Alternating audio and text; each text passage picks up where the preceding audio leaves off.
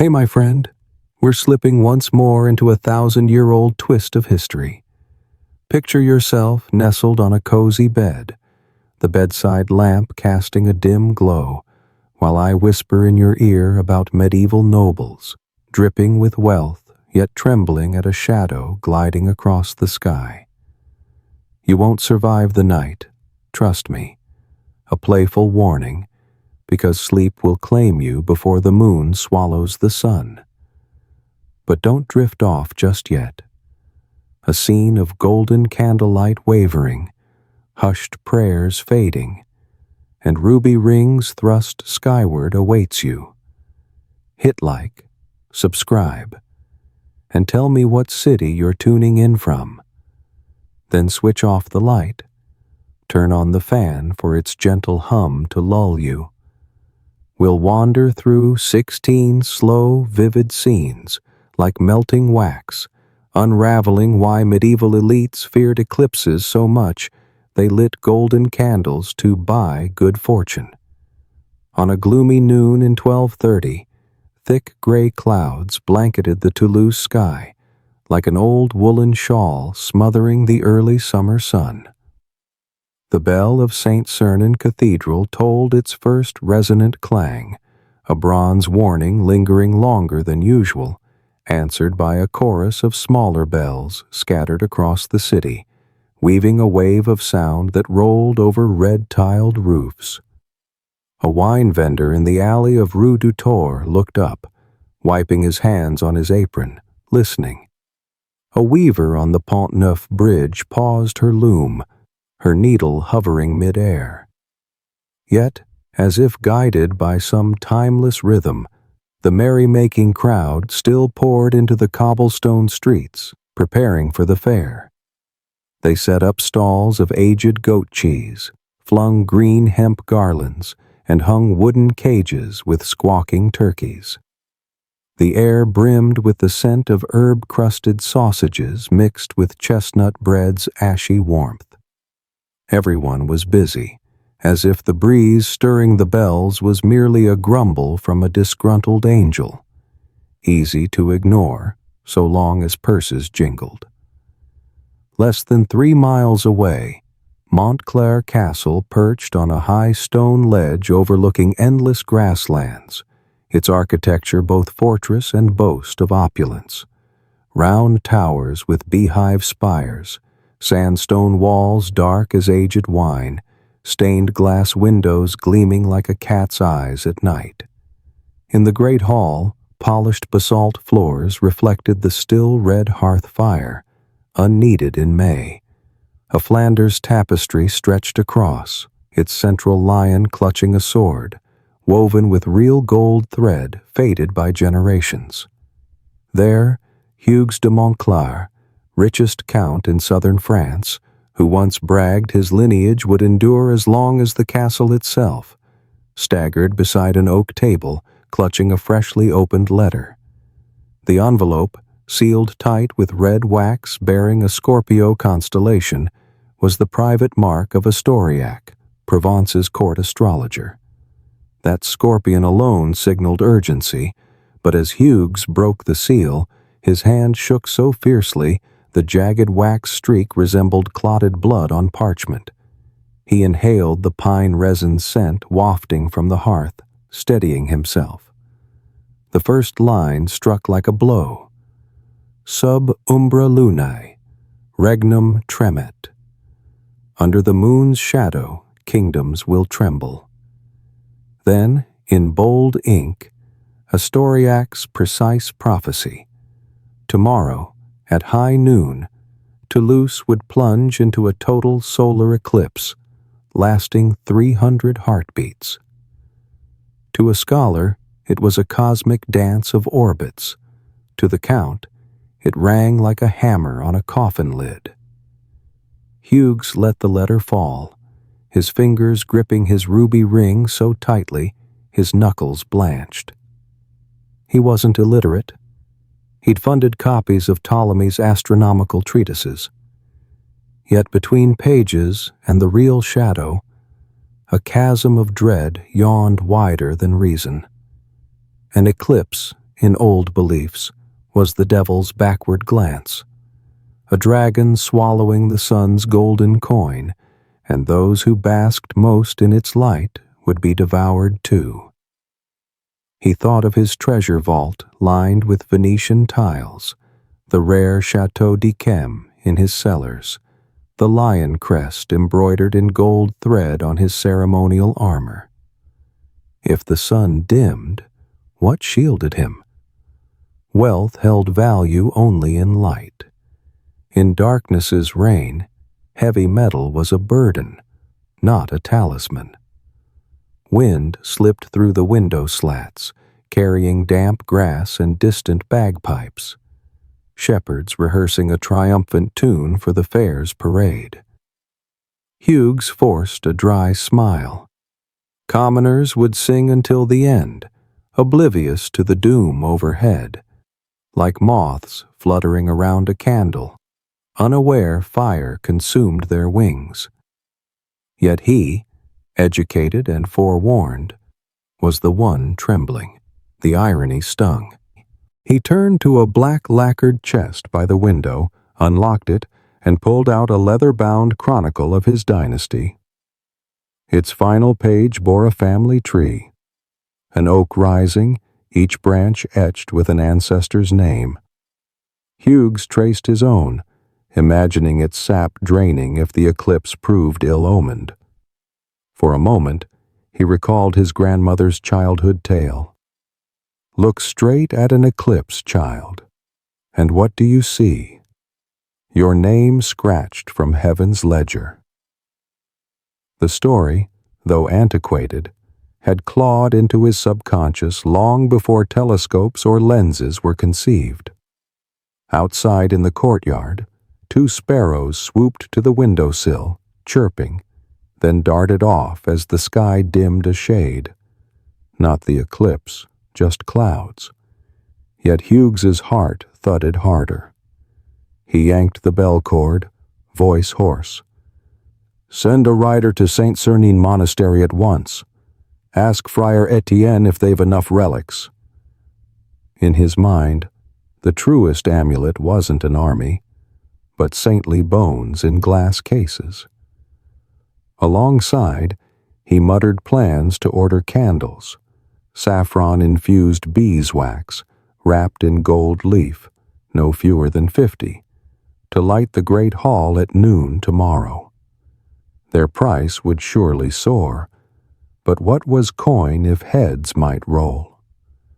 As the steward bowed and withdrew, another breeze swept through, this time carrying a woman's song from the town square. Viens, goûte le vin, la vie n'est qu'un matin. Come, taste the wine, life's but a morning. The carefree tune taunted the wealthy man, dreading an eternal night. Hughes leaned on the windowsill, gazing at the wheat fields swaying below. The thick clouds rolled on, but westward, a faint, tarnished silver light lingered. He let out a wry chuckle. Maybe tomorrow will dawn. Half to reassure himself, half like a modern American audience clapping for drama but craving a happy ending. Then, from behind, urgent hoofbeats clattered down the hall. A guardsman hurried in, armor clinking rhythmically. He laid his sword on the table, reporting, "My lord, Parisian merchants sent a pigeon. They've only 7 gold candles, priced 10-fold. Hughes gave a sharp, feigned amused laugh. 10-fold's cheaper than 10 lives. The guard forced a smile and left. Truthfully, Hughes jested to dispel tension, but the laugh echoed off the high vaulted ceiling, hollow, falling to the floor like scattered dust. He returned to the table, dipping a goose quill in black ink, his hand trembling as he scrawled a reply to a Storiac.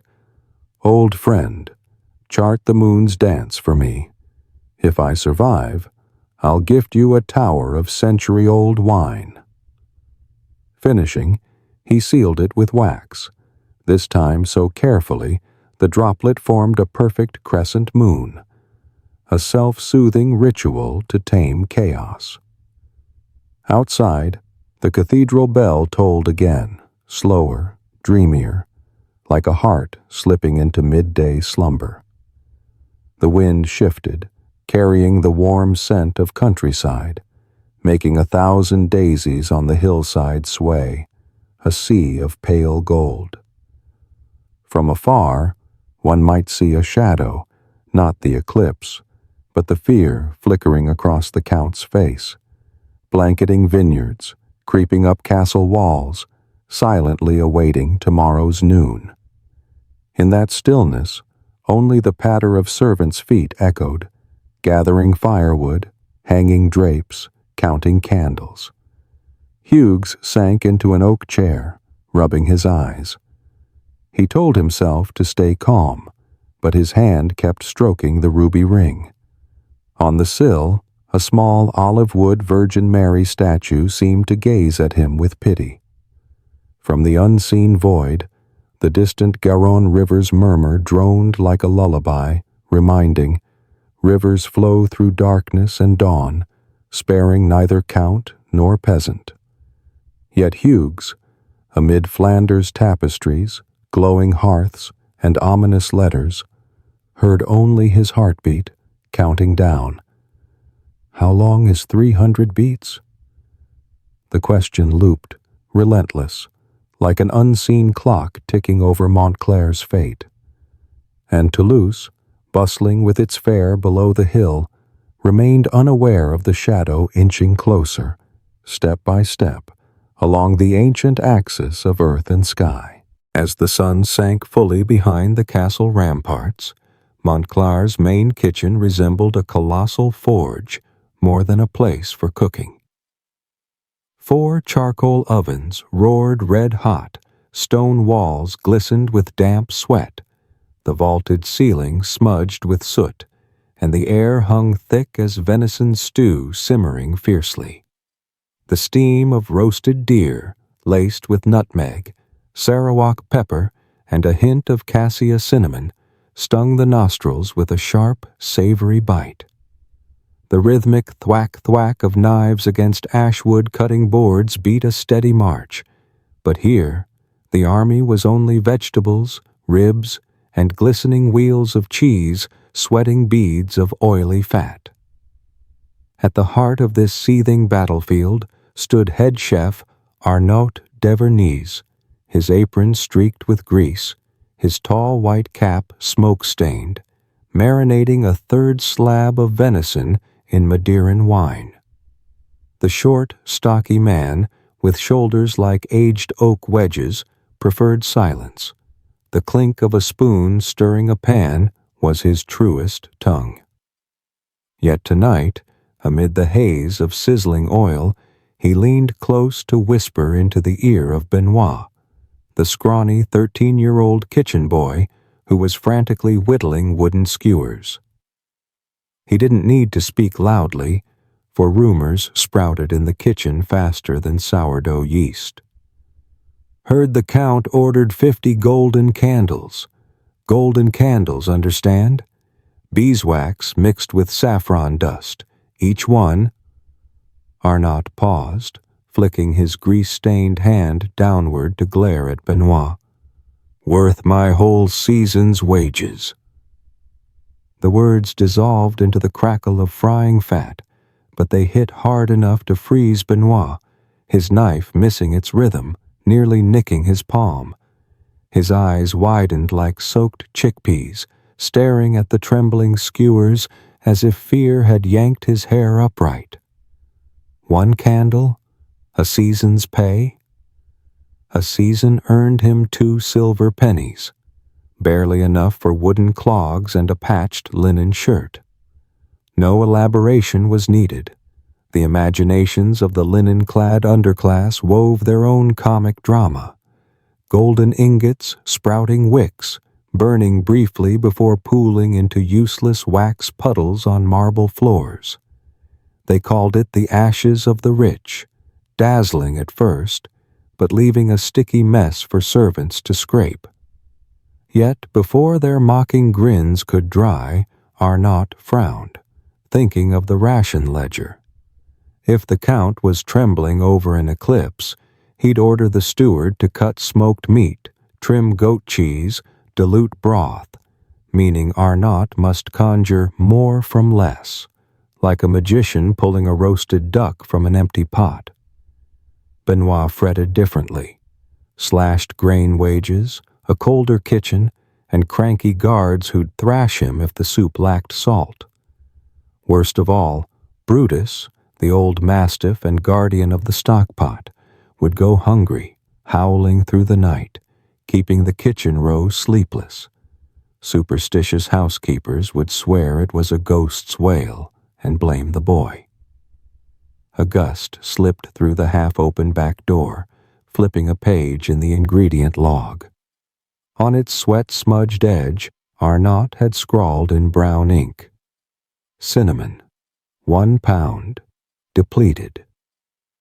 The breeze carried a hint of night, reminding him the sky outside was fading, though inside blazed bright, hot enough to dry clothes. The granary keepers in the courtyard were likely gossiping. "The master fears the moon's shadow. Tomorrow's lunch will lose half a goose." The rumor snaked through door cracks, along gutters, into the gatekeeper's ears. They'd already bet on the eclipse's duration, the loser doomed to night stable duty, a penalty chilling them more than any darkness. Meanwhile, Arnott poured the last of the Madeiran into a pan, flames flaring to lick the pot's rim, sparks tracing tiny fireworks across the soot-blackened ceiling. He gave a dry chuckle, thinking, Montclair's prized wine reduced to sauce, its rosy vapor rising to the rafters and vanishing, much like those golden candles, burning briefly to leave useless wax drips. The Count called it warding off curses. The chef called it pig slop. Yet the wine must be poured, the candles lit. Class rules were like tart recipes. Alter one ingredient, and the oven might explode. Benoit shifted skewered meat to an iron grate, hands in tattered hemp gloves.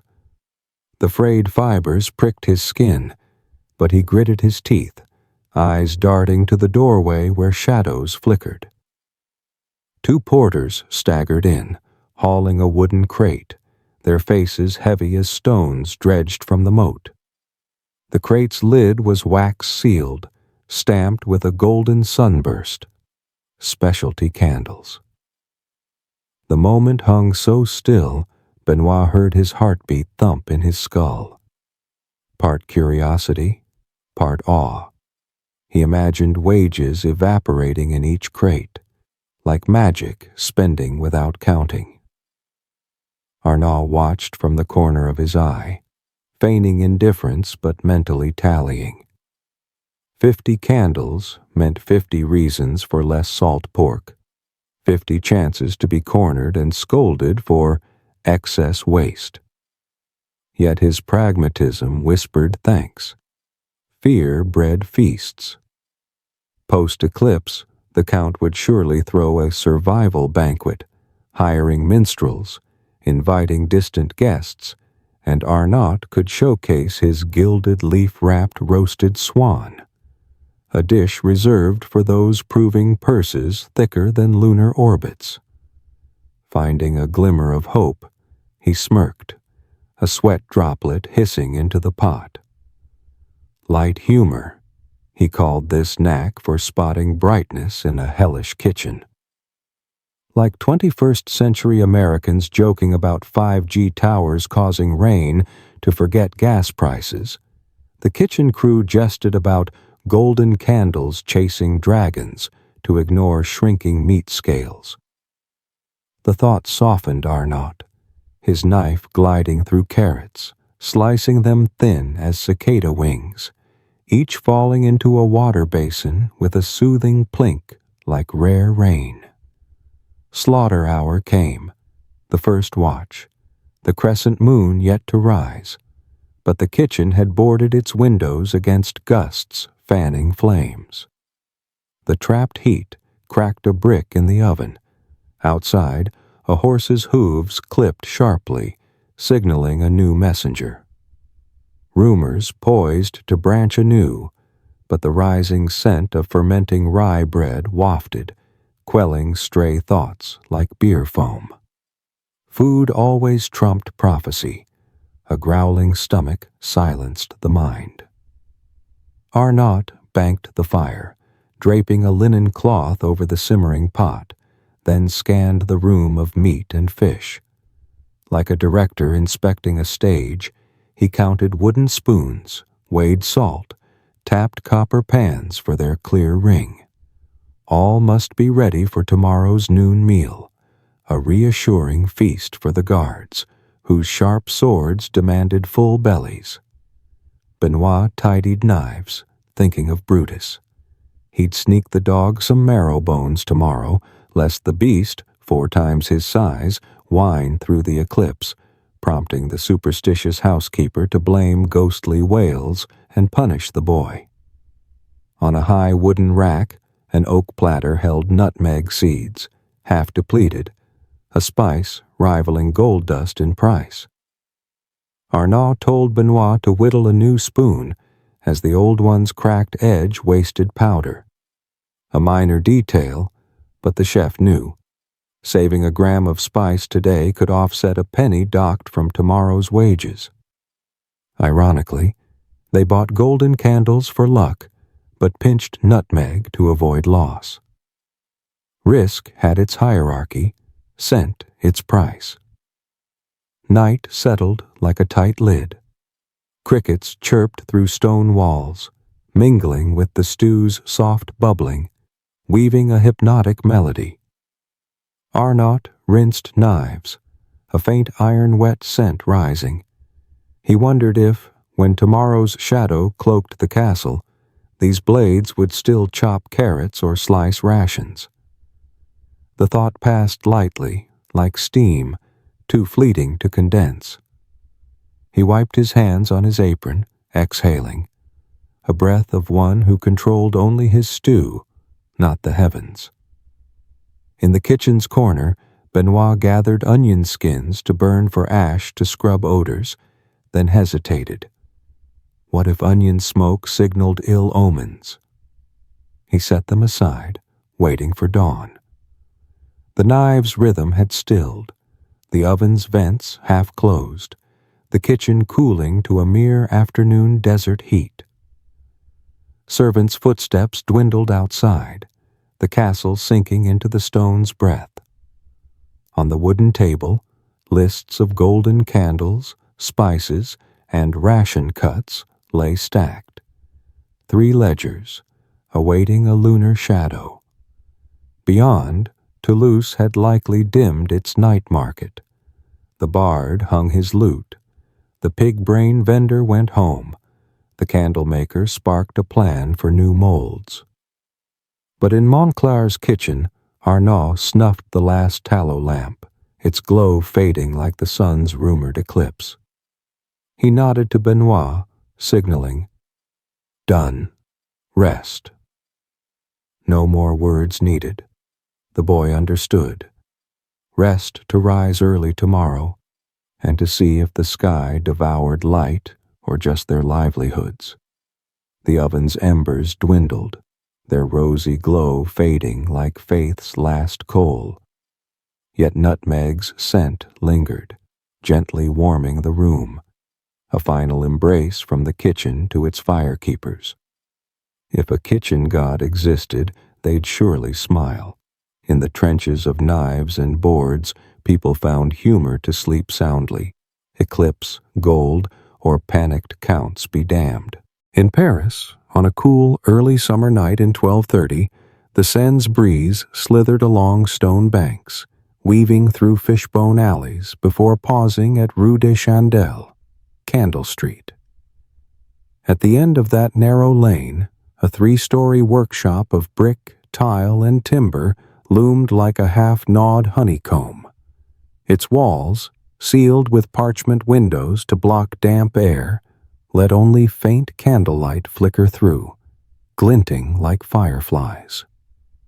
From the ground floor wafted the sweet scent of molten beeswax blended with lavender, amber, and a faint sting of bourbon cinnamon, a symphony of aromas potent enough to jolt even the sleepiest passerby awake.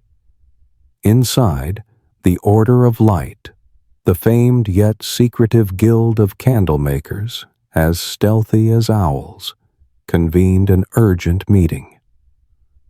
On a gray, lime-washed wall, Friar Reginald's astronomical calendar was pinned with wooden pegs. Eclipse totalis, 12 Hunquak, 11 Juin. The black ink bloomed under candlelight, like an eye half filling a face, unblinking. To astrologers, it was an orbital map.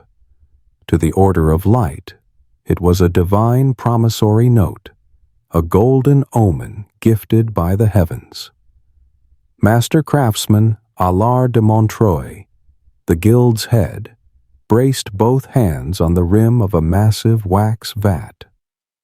His hair, disheveled by the heat, resembled freshly uprooted wheat roots, his linen tunic soaked with sweat. But his pale gray eyes gleamed like flint ready to spark. He dipped a ladle, scooping molten beeswax, a deep amber stream, and poured it thinly into willow molds carved with miniature suns. With a mesmerizing finesse, he sprinkled gold leaf powder, fine as angelic dust, stirring gently to swirl metallic veins evenly. Finally, he inserted a wick of hemp soaked in lavender oil, a fragrant core promising gentle smoke to mask the acrid scent of fear. The workshop's only sound was the faint crackle of cooling wax, harmonizing with the spinning wheel's hum on the mezzanine, where apprentices twisted wicks. No one spoke, as if each loud word might send candle prices plummeting. The silence brimmed with arithmetic. They calculated how much, when news of the sun's devouring reached Toulouse, would make nobles sweat yet still open their purses. Allard slid a flat wooden board, nudging the mold tray to a cooling rack. On it, 5 rows of sun-shaped candles lay neatly, their surfaces shimmering like dragon scales, each no larger than a finger, but worth 2 tons of flour. The contrast made him chuckle inwardly. The poor bought 3 loaves, the rich one candle. Both burned, but one quenched fire with a full belly, the other with glittering superstition. In the workshop's corner, a black chalkboard listed projections. Golden candles, current price, X10. Post-astrological announcement, forecast, X15. Below, a curt note. Burn time, max 27 minutes. Ensure dim glow to prompt customers. To light another. No one spoke it aloud, but all knew the medieval marketing rule. Sell fear by the ounce, comfort by the pound. To spur craftsmanship, Allard added new figures. If each worker casts 120 candles by dawn, profit shares double. No applause.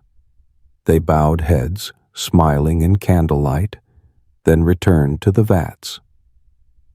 Ancients believed gold dust clouded lungs. Candle makers believed profits clouded disputes. On the second floor, a storage room held wooden molds, stacked like a small library of suns and moons. The latest mold, a sweat-soaked feat of creativity, depicted an eclipse, a thin flame rim encircling a black moon. Allard planned to unveil it for the royal court with a pitch.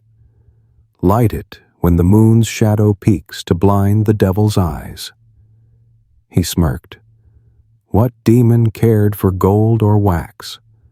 But a good story always bent reality. Nearby, a desk for drafting missives. 3 scribes quietly copied a brief report. Hunters in Picardy saw black crows fly against the wind, an eclipse omen, short but potent enough to ripple. They stamped the guild's seal, arranging for minstrel messengers to spread it in taverns.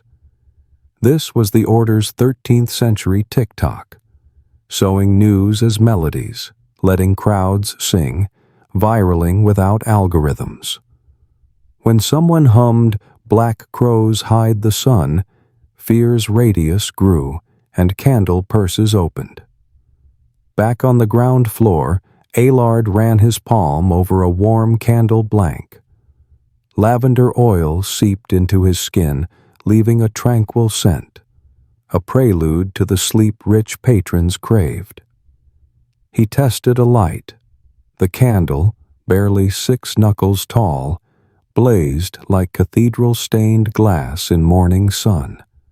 Its thin smoke, laced with violet blooms, curled through the wooden rafters, easing the workshop's night tension.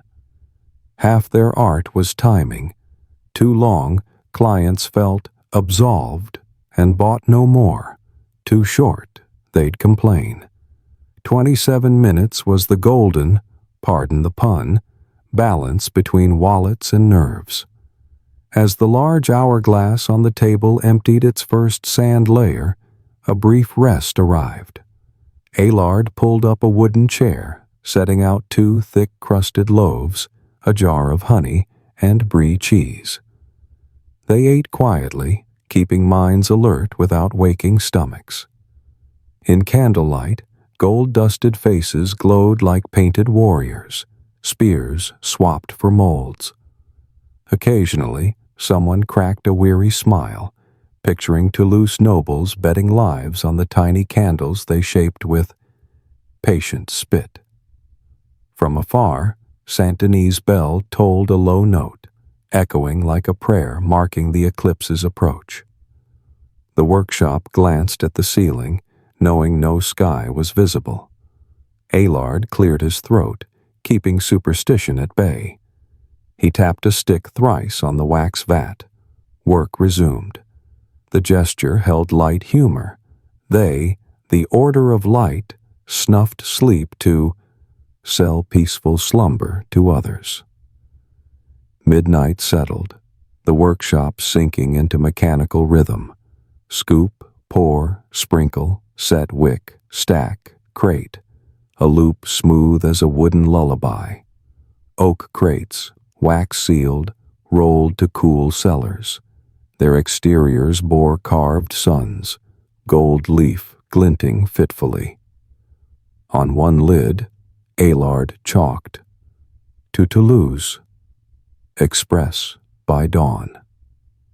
He paused, slowly extinguishing a test candle. Its flame sputtered, flicked ash, leaving a blinking dark. In that moment, wind sighed through the wooden window, like tides lapping a boat's hull, lulling the workshop into the hazy cusp of dawn. Aylard closed his eyes, imagining the old Champagne road south, hoofbeats clipping dikes, canvas crate covers flapping, the arrow of profits soaring as wagons reached Toulouse's gates. Then, softly, he chuckled. The eclipse would pass, the sun would rise, golden candles would burn out, but tales of black crows, devouring dragons, and golden charms would linger in noble dreams for harvests to come. That was the Order's true light, a glow outlasting wax and wick, fueled by others' imaginations. He opened his eyes, hand resting on the first crate. The cool wood under his skin felt like the cosmos's orbit, utterly indifferent to the petty profits of mortals below. The hourglass began anew. Aylard relit all oil lamps, flooding the workshop in a false dawn's blaze. He calculated 7 more batches for dawn's quota. In Paris, the candlemaker's galaxy spun on, slow but ceaseless, gilding human fears with gold leaf. And you, listener drifting into sleep, let yourself float on that misty lavender haze, picturing those tiny candles fading, their pulsing glimmers guiding you safely through the dark. For across the city, the order of light has timed their burn just long enough to close your eyes, but short enough to need another candle by morning. Mist still clung to the dandelions along the castle ramparts as the last rooster's crow faded, yet Montclair's courtyard buzzed like a port at dawn. Servants, faces creased with pillow marks, formed a zigzag line, hauling bronze buckets larger than their thighs. Each step sloshed water, mirroring a sky paling like an old coin. The wet cobblestones glistened, releasing a cold, mossy tang, while the towering sandstone walls stood silent, awaiting the moon's shadow. At a window, young maids peered down, clutching aprons to their chests, eyes gleaming like night-stalking cats. They weren't savoring beauty. They wagered on who'd spill a bucket first, for spilling water on eclipse morning was said to lure demons to the doorstep. The bronze buckets clinked and clanged, a hollow discord like mistuned bells.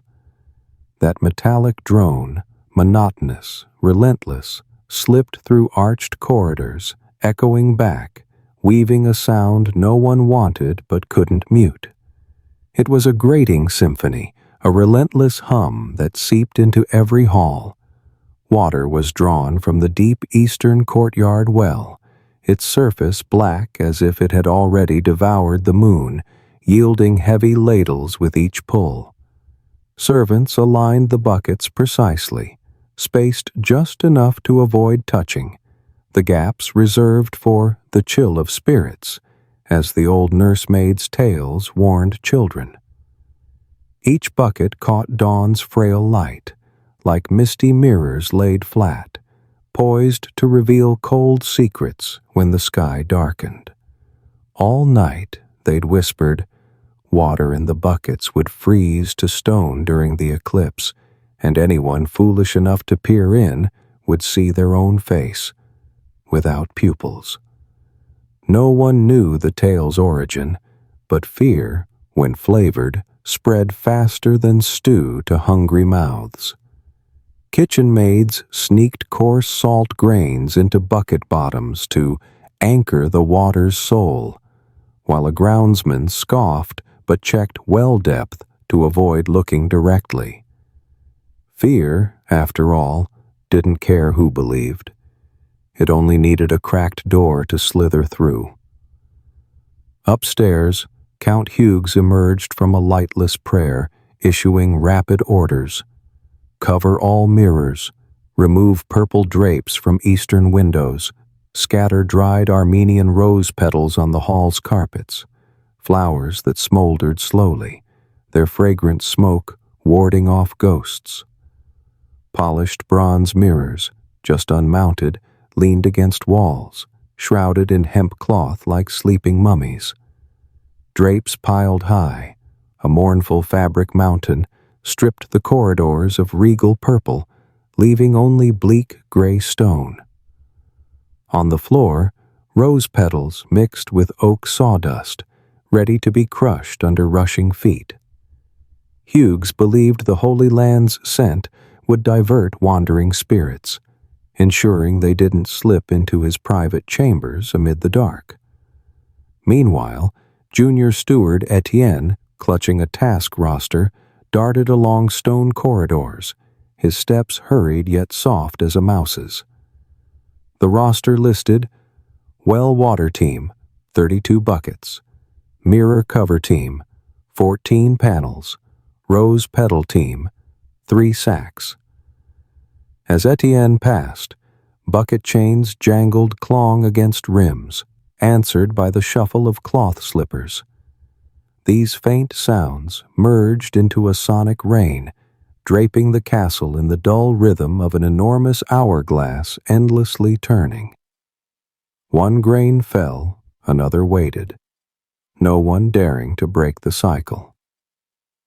In the back courtyard, Brutus, the mastiff, victim of ration cuts, was tethered under a firewood overhang. He yawned, baring formidable teeth, but his eyes drooped, dulled by last night's dry bread instead of marrow bones. Water splashing into nearby wooden vats twitched his ears, but he sighed, resigned. Today was a day of water's din.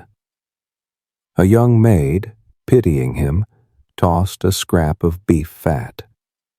Brutus gnawed, tail wagging faintly, a rare piece amid the bronze bucket ballet.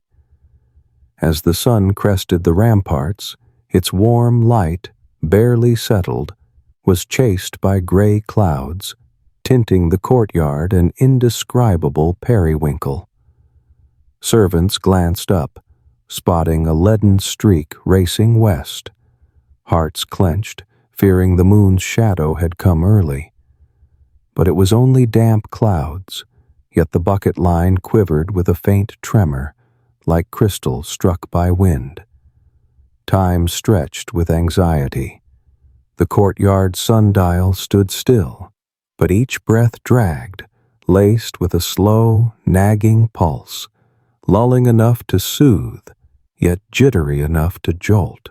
At the courtyard's edge, round buckets, etched with delicate vine patterns, mirrored roof tiles, sky, and stooped figures. In their water, rose petals drifted from a third-floor balcony, twirling slowly, settling on the liquid surface as pulsing red flecks. The scene was absurdly exquisite, like a Flemish still life yet to be painted. The difference was, the artist here was collective fear, the paint a fleeting gleam of last light. The bucket's clanging continued, morphing into a harpsichord's mistuned song. To the keen ear, the castle, once a proud fortress, now felt like a giant cradle rocking its master. The clinks, clanks, and thuds scattered evenly, bouncing off benches, sinking into wine cellars, rising to vaulted ceilings, closing like a seashell's echo around all. This monotony, scented with wax, tasting of metal, unwittingly turned the grandest morning of the servants' lives into a long lullaby for an unseen audience. Then, as the final water was set, Etienne raised a hand to halt. Nearly 100 buckets stood in glinting ranks, a wall of liquid mirrors awaiting their trial. The breeze stirred the arches, tugging at black cloths over mirrors, rustling flap-flap like an invisible cloak. Servants retreated to the back door, hands clasped, eyes avoiding the water's surface, like fans tiptoeing from a stadium before a fateful penalty kick. Far off, the cathedral bell tolled the first note of terce. Mere hours remained until the sun's silence. The scent of dried roses, nutmeg lingering from the kitchen, and the damp metal of bronze buckets fused into a spectral haze, lulling the hearts of onlookers and players alike. They didn't know the outcome, and that uncertainty made the moon's shadow a gentle veil over their eyelids, inviting you to slip into a tranquil dream where water might freeze, mirrors might sing, and a bronze bucket quietly cradled the universe within. As the watchtower's bell tolled its 8th chime, the main courtyard, like a silent cocoon, began to stir. Servants rolled out a makeshift oak platform, its fresh-cut planks still fragrant with sap, set amid the cobblestones where this morning's well water had evaporated, leaving faint salt rings. They draped the platform in purple velvet, placing atop it a silver inlaid reliquary cradling a delicate bone of St. Clair. a relic fabled to blind demons as a veil blocks sunlight. 4 unlit golden candles stood ready, awaiting the eclipse's peak to blaze in unison, their rare, costly light the heart of a desperate plea. Old Father Berthelot, in a faded gold-threaded vestment, stood before it. His trembling hands held a vellum prayer book inscribed with Dies Irae, its edges worn, Latin text shimmering with wax gloss. As he drew a deep breath and began, his voice started faint, like rustling leaves, then stretched unexpectedly, dragging through the air like an over-taut harp string. Each quivering note vibrated, sharp as a clock's hand, defying restless winds. Above, a stray crow cawed harshly, but its cry was swiftly drowned by the priest's sustained chant, becoming a discordant backing note that coiled listeners' nerves in vague unease. Around the courtyard, Toulouse's noblewomen, draped in dark mink, coats sleek as ink spilled on damp parchment, formed a semicircle, their presence a living velvet backdrop to the right. From trailing sleeves, they drew small handkerchiefs scented with a few drops of wormwood oil, lifting them delicately to their noses. The sharp, pungent aroma mingled with fur and post-rain earth, seeping into lungs, weaving a faint warmth, like a thin blanket over fear. One lady shuddered at the oil's bite but kept a strained smile. The era's poised way of proving one was poetic, despite near collapse. Opposite, noblemen propped pointed boots on the carpet's edge, fingers in jeweled rings grazing sword hilts. No one drew blades, but the click-clack of steel against leather sheaths repeated, like summer cicadas trapped beneath grass. Each grip, each moment's weight, tightened the already dense air, thick as compressed fog.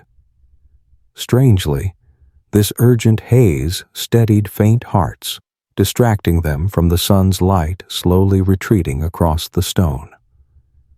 The children of noble lines were the most curious. In velvet caps and brocade tunics, wrists bound with red ribbons knotted twice. The silk's encumbrance made them flail awkwardly, but none dared untie. The nursemaid's warning, "Shadow dragons drag the unmarked," locked their mischief tight. They clustered like sparrows in peacock feathers, whispering about whether St. Clair's bone would glow or bleed when the sun vanished. A child's giggle broke through, earning a mother's frown, but the laugh spread like wildfire on dry grass, briefly loosening the adult's rigid solemnity for 4 fleeting breaths. Thus, the scene crystallized into a chorus of fear. No loudspeaker or share button needed. Dread flowed through the hymn's melody like an undercurrent. The instigator wasn't the priest, but Dies Irae, Day of Wrath, crafted for judgment's toll. Its resonance touched a hidden corner of the mind, where 50 golden candles, well-water buckets, and the looming moon wove a rosary, tightening thoughts. Something terrible must happen, for the drama was too perfectly staged to be canceled last minute. As the hymn shifted to a lower register, the priest's voice sank, grazing the stone pavement and rebounding, pulsing listeners' chests. Noblewomen unconsciously clutched their sleeves. Noblemen switched sword hilts from right to left hand to ease numbness. Children stilled, and Brutus, the mastiff, let out a soft whine from the porch. Wormwood's scent faded, yielding to nutmeg wafting from the kitchen, nudging the fearful symphony past doubt. Could a dry bone and Latin syllables truly block dark sunlight, or were they just a curtain for hope? Then, faintly, the eclipse's first breeze swept through, flapping the mirror covers in the great hall. Armenian rose petals scattered on the path quivered, some clinging to the platform's edge, trembling as if to peel away old dust, adding red veins to the pallid scene. The priest raised the reliquary, the sun's final rays glinting through its glass, casting a small halo to patch the coming void. Exhaling, he chanted the final verse. Pie Jesu Domine. Each domine dropped lower, like steps down an invisible elevator to a cavern. In that moment, noble women shut their eyes, breathing through mouths to dodge lavender's cloying strength. Noblemen instinctively stared, tracking the light's retreating edge, wondering if a lifetime's sword practice could cut through formless dread.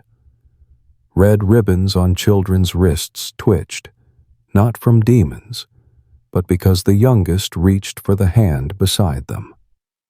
The accidental touch sparked a chain, and within 5 heartbeats, the children's hands interlocked, forming a net tighter than any prayer.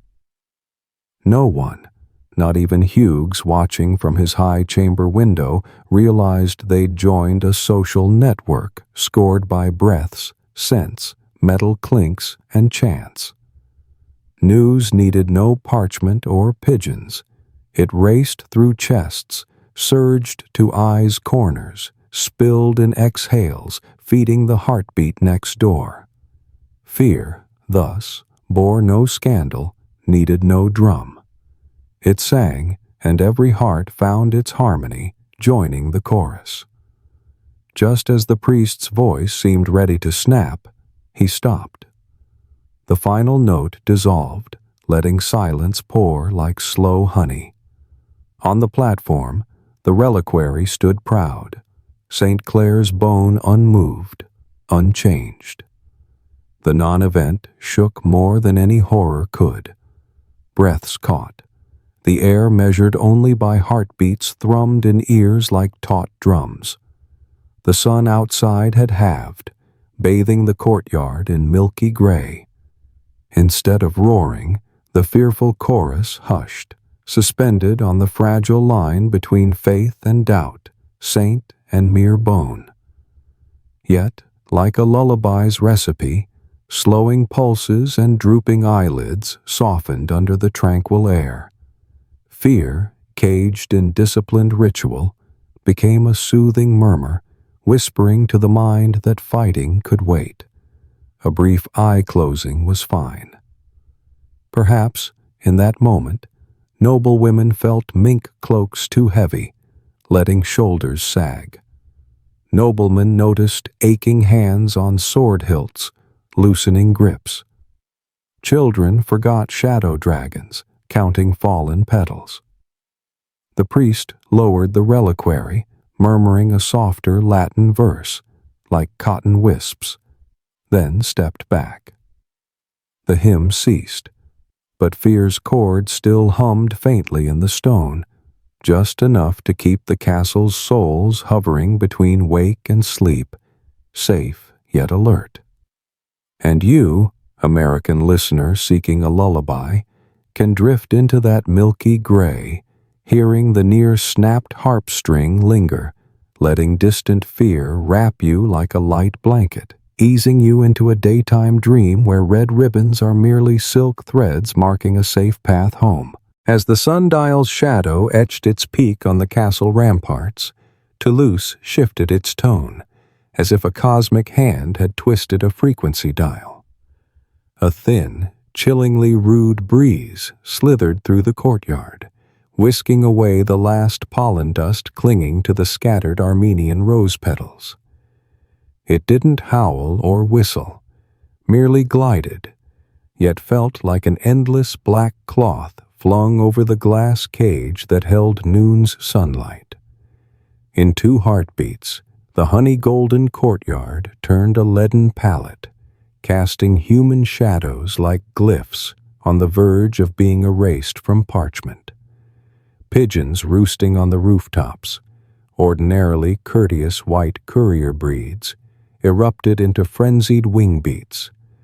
Their flapping, no longer silken, shattered against the tiled eaves with a flap-flap, mimicking a feathered hailstorm.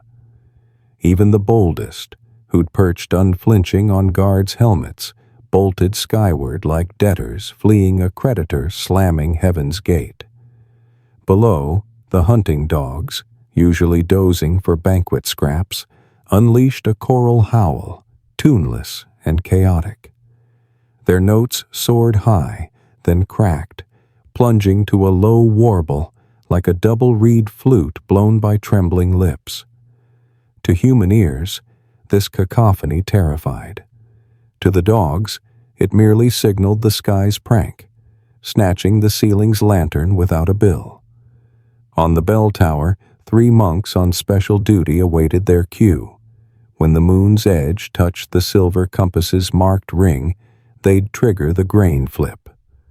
The colossal hourglass, chest high, its Venetian-blown body filled with finely ground Loire sand, once a mere ornament, now became a fate measurer. The wooden frame creaked as 3 pairs of hands turned it, sending shivers through onlookers as if their own joints had popped. The hourglass's waist flipped downward, sand beginning to fall, but so viscous it seemed motionless. Someone in the crowd swore each grain slowed, perhaps caught in air thickened by ashen velvet, or because collective fear squeezed time's flow. Exaggerated or not, the oath spread faster than well water's evaporation. Fear never obeyed science. Indeed, the sun's golden blaze, which had warmed bucket bottoms at dawn, was nibbled away, like a lavish cream cake sliced by a silver knife. The moon's gray blade, at first a mere ink smudge on a tavern letter, swelled into a black orb, casting a fleeting, icy imprint on human foreheads. The water in the buckets turned a dense, leaden hue, almost frozen, prompting salt-dropping servants to swallow hard. They dared not confirm, fearing their believed truth might choke them forever. Beneath the balcony, Count Hugues felt, for the first time, his peacock feather hat heavier than armor. He tore it off, revealing hair more salt than pepper, a frantic gesture as if discarding a traitor. Sunlight was the loyal servant tending his power. When it turned away, the master stood naked.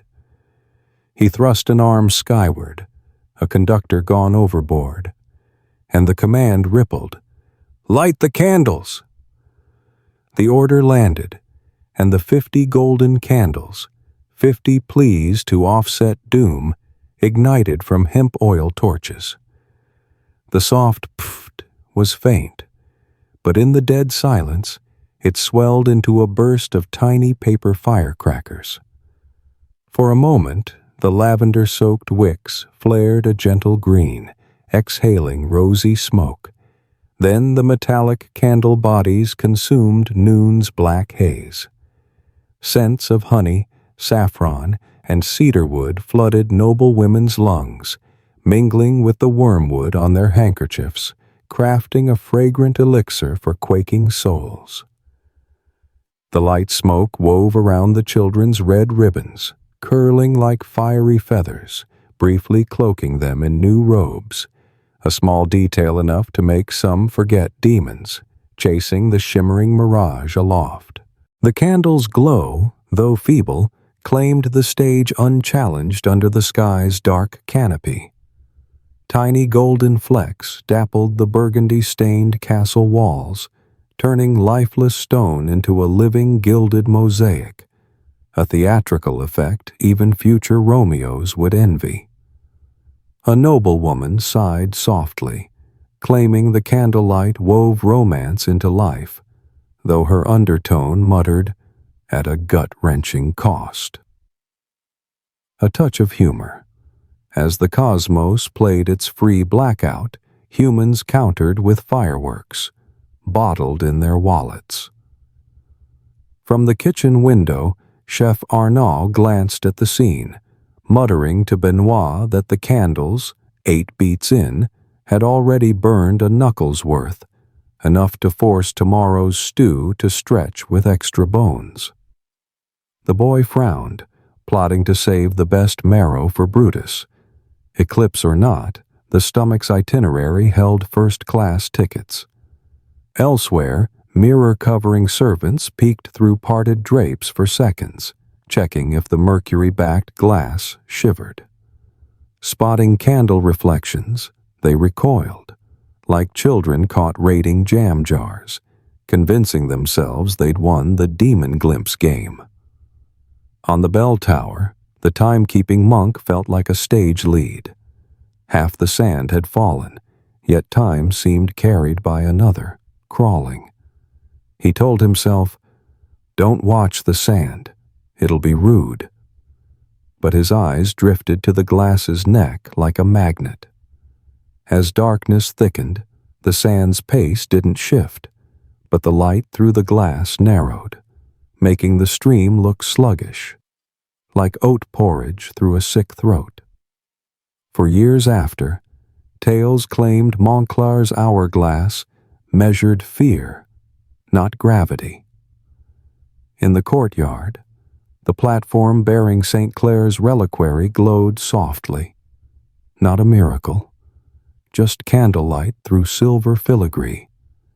Yet the sight met desires, prompting pursed lips, some believing they'd witnessed a sign. The rumor spread, greasing tension's gears. Noblemen eased hands from sword hilts, breathing deeper through noses.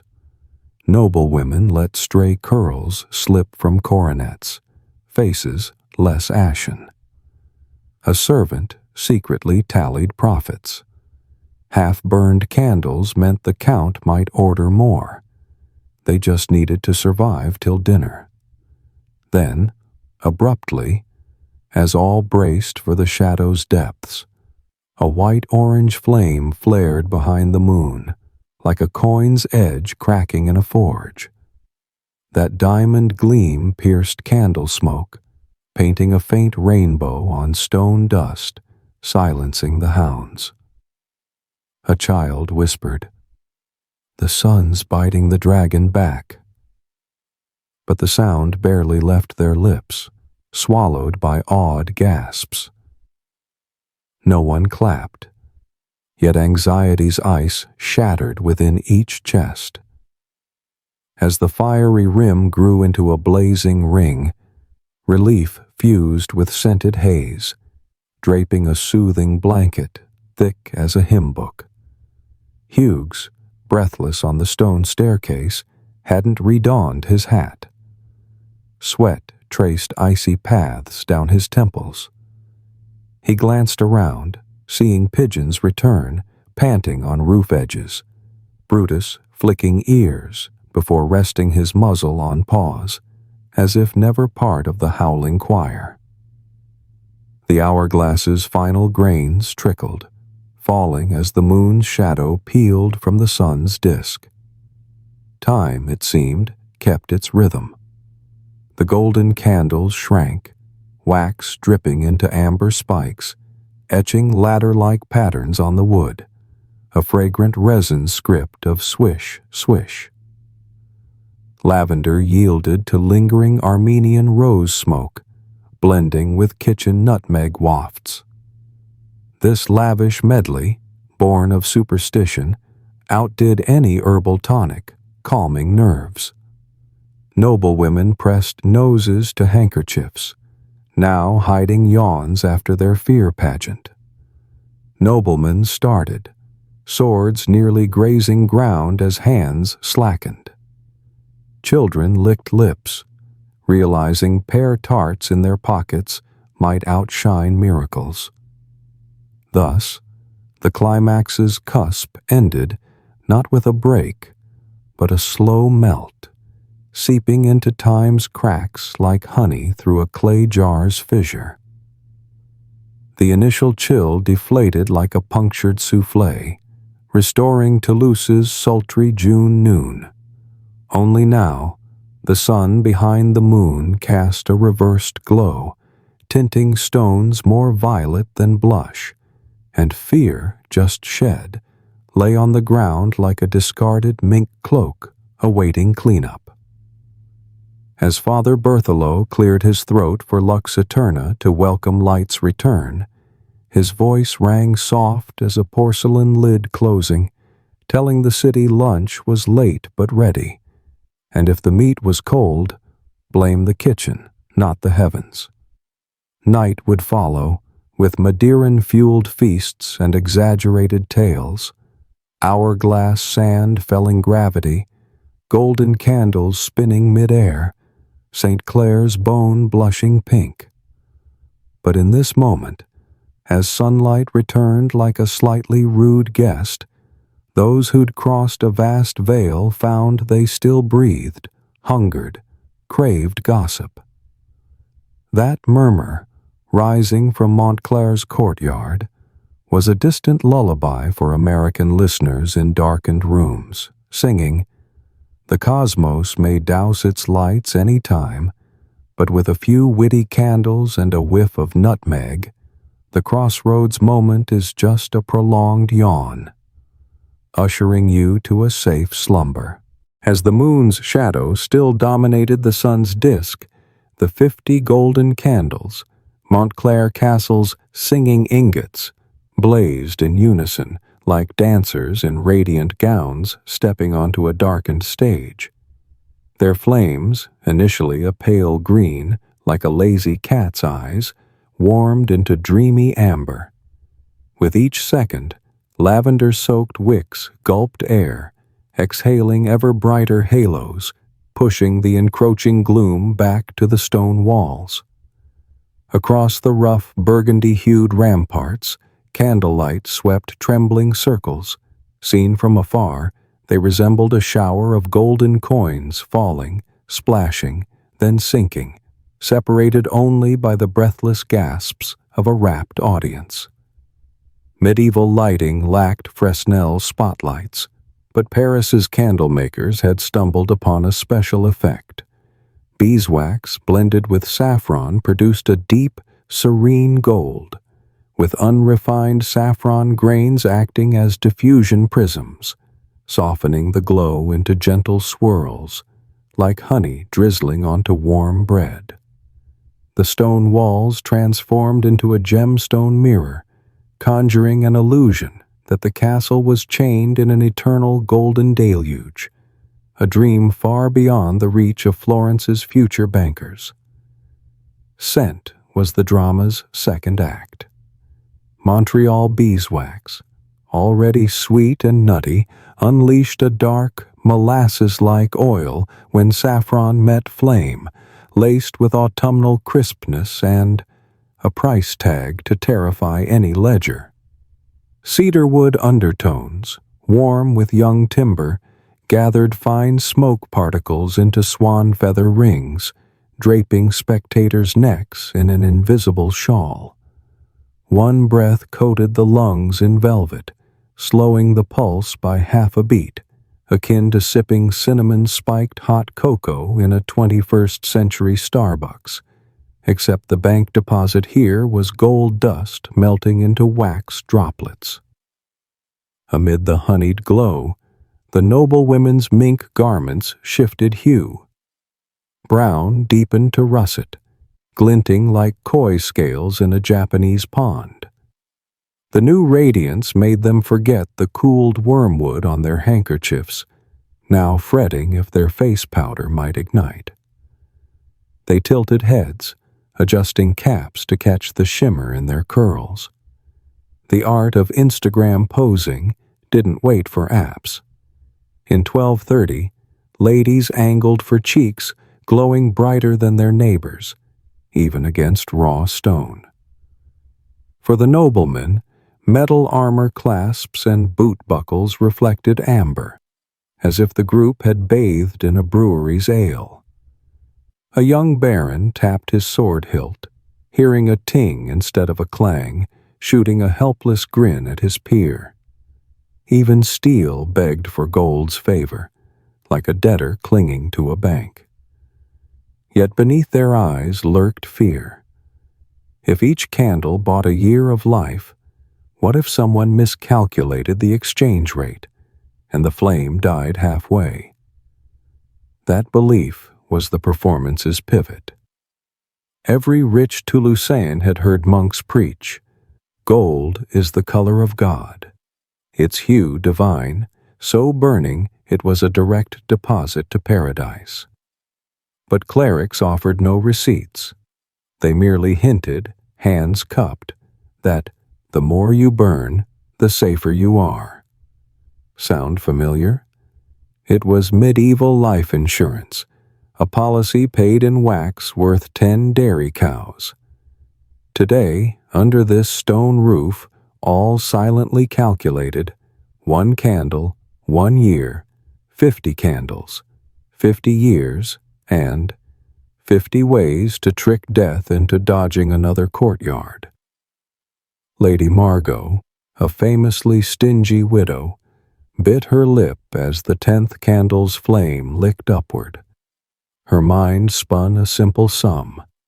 10 years of life burning before her, each wisp of smoke stealing a week of feasts.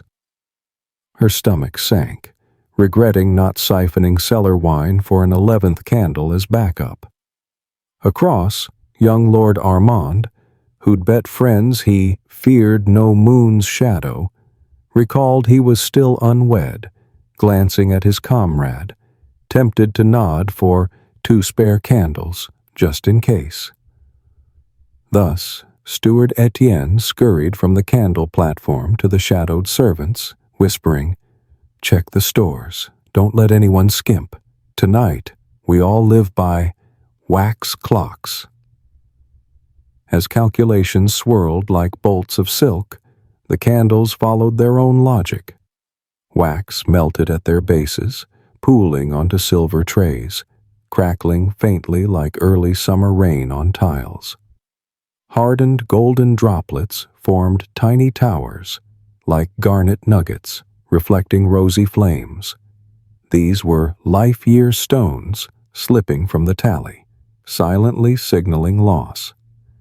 If you seek restful sleep, don't count those towers. They're worse than sheep, keeping eyes wide till dawn. Instead of fretting over math, stand with Brutus, the mastiff under the porch, sniffing cedarwood smoke tinged with damp, his belly rising and falling slowly. The candle's aroma, blended with kitchen nutmeg, traced a scented path to the warm, buttery comfort of fresh pastries. Brutus glanced around, blinking lazily, resting his muzzle on paws, reasoning. Such golden arms never dropped a bone, so why bark? His steady breaths are the rhythm listeners should borrow. Watch gold burn. Imagine its warmth as a hot compress, not a ledger of lifespans. By minute 15, the candles shortened, their glow deepening to aged molasses, honey smoke thickening, weaving gauzy veils around pillars. These shimmering bands cast chaotic glimmers on foreheads, weighing eyelids with a gentle hypnotic haze, like staring too long at a fireplace, lashes drooping with the flames. This was the candlemaker's promised lullaby magic, unlabeled, of course. At peak burn, glycerol and lavender oils vaporized to precise levels, coaxing the brain into drowsy serotonin. Modern terms call it aromatherapy. Back then, they just knew they were pricing dreams. Yet the vigilant still counted. From the balcony, Hughes tallied silently, candles at 1/3, over 15 years left. 15 more makes me 80. 2 extra candles, and I'll hit a famed 90, he mused, ignoring medicine's limits. His eyes darted to the wax trays, fingers tapping the railing. The diamond rings clink on stone sounded like a tomb's knell to his ears. That was the cost of buying time with wax. As gold melted, how much remains pressed close, chilling thoughts. And you, listener across the globe, ask yourself, if a market sold lifespans as candles, how many would you buy for one calm night? 2 for a planned weekend? Or a crate of 50 spurred by online comet rumors? The answer matters less than the moment you open your wallet, swipe your card, and realize peace's price is never small. People 800 years ago or today all crave tangible, glowing objects, believing they'll carry pleas to the stars. The only difference is one struck flints, the other swipes screens. By minute 25, the candle smoke turned to burnt caramel, signaling wicks nearing their base. A soft snap sounded as copper filaments in the wax met heat, cracking like candied plum shells. The noise made noble women blink, startled as if a wine glass shattered. Really, the last 5-year shard breaking. Father Berthelot knew to chant the rite's end note. Stooping, his voice now warm as a woolen bed, he recited a thanks for fire-carrying prayers. Latin rolled slowly off his tongue, falling to the stone, mingling with wax's pop, weaving a rich, white noise lullaby. As the final candle hissed into a red peak, stretching its flame, then collapsed into a thin green wisp, Montclair Castle fell silent, like a theater after credits cut to black. Honey smoke lingered, but gold's glow vanished, returning the air to safe ash gray.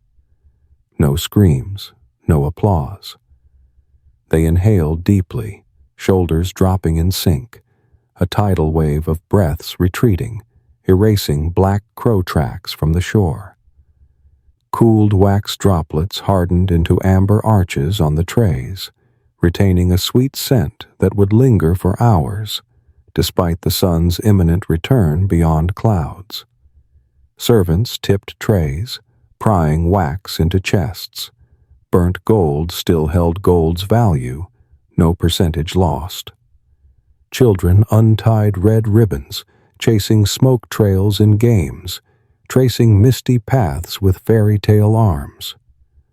Noblemen and women tasked the steward with notes. Next time, 70 candles, half joking, half serious, for by then prices might outstrip winter's bite. You, having heard this, may feel sleep brush your shoulder. Picture your dark room's walls brushed with candlelight, honey saffron scent drifting around your pillow. No need to burn gold. Just breathe slowly, knowing each calm moment costs no wax, only a powered-off phone, and this tale fading like cedar smoke. As eyelids close, hold an imagined amber droplet in your palm, not to buy years, but to remind that every fear burns to wax, drips, hardens, and by morning is just a glinting shadow on memory's stone. Sleep well, and if you dream, let it be of golden circles falling slowly, shining endlessly, lighting your smile in a long, gentle slumber. While Montclair Castle hummed with the syrupy drip of golden candles, over 400 miles north, the Saint Denis Monastery wore a starkly different guise. So silent you could hear a quill's feather fall onto a manuscript. Beneath the pioneering Gothic vaulted ceiling, Friar Etienne, gaunt as a goose quill and famously nearsighted, sat by a narrow window, just wide enough for light to slip through like a silver ribbon. Before him lay a vellum scroll, honey-hued with age. an eclipse calculation copied from Hipparchus, the Greek scholar of 15 centuries past. Its faded black ink still held precision sharp enough to slice rye bread paper thin. Outside, the royal French necropolis garden dozed in the waning sunlight, but in the scriptorium, Etienne didn't flinch as a sparrow fluttered on the stone sill. He'd just penned the final annotation, Eclipses totalis, 300 pulsus cordis, 300 heartbeats, more poetic than minutes, vague enough to spare readers from counting coins. The monk pursed his lips, tapping his quill on the table's edge, its soft talk a whisper of reason knocking on a world ablaze with tales of sun-devouring dragons. Etienne didn't believe in dragons. He trusted orbits and shadows. Per his chart, the moon's diameter matched the sun's just enough to cast a perfect umbra, like a sealed envelope delivering a simple note. The heavens still turn. Any lore of demons, serpents, or hellfire was mere lace trim, pretty perhaps, but no warmer than a plain cloak. Yet he knew that lace was lucrative. Glancing through the narrow window, Etienne saw, on the dirt road beyond the monastery walls, a champagne merchant caravan slowing their wagons. Large wooden crates bore the Order of Light's seal, purveyors of golden candles. In an hour, they'd stop at the courtyard, donating a few candles as a customary light for God, then continue south. Those candles, with their saffron-infused wax, were liquid gold. Their scent would cling to monks' robes while patching winter's leaky roof tiles. The truth was plain. Science fed the soul, but wax fed the body. Etienne folded the vellum, placing a lapis stone on its corner, and clasped his hands, inhaling the scriptorium's ink and dust aroma, his era's espresso. Beyond the arched wall, the cantor's voice drifted, training novices in hymns, steady but quavering, like a bee off rhythm in a lavender field. As the chant hit a low note, Etienne thought of Dies Irae echoing in Toulouse. He pictured nobles clutching sword hilts, trembling and pleading, and let out a soft chuckle, the laugh of one who knew the exam's answer but couldn't submit it. Amid panic, saying, "It's just a light-blocking phenomenon," was like dousing a ceremonial stew with cold water. It killed the fire, but left you sipping thin gruel. So Etienne stayed silent. He'd let Hipparchus's chart rest in its chestnut drawer, and when noble visitors sought astronomical charters to legitimize their fears, he'd solemnly quote the right Latin line, seal it with wax, and add, "Omnia mutantur, nos et mutamur in illis." All things change, and we change with them. With a pursed-lip smile in his tone, he'd affirm cosmic certainty while nudging them to light more candles. It wasn't deceit. It was wrapping the bitter pill of truth in lamb fat, easing it down frantic throats. A wooden wagon's creak at the gate broke his reverie. Etienne rose, his coarse woolen habit rustling faintly, a sound only he heard. As he moved, he noted the courtyard light dimming, exactly as predicted.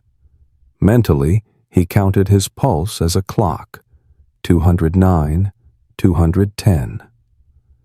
When Toulouse hit 300 in Toulouse, Saint-Denis would be at 291, a lag from latitude and rumor's slower travel than light. He nodded, awarding himself an invisible tally. Reason won a small bout. In the corridor, novice Laurent, face ink-smudged, stumbled over a hemp rug while carrying an ink bucket, splashing Etienne's sleeve. The boy stammered apologies, trembling like a leaf.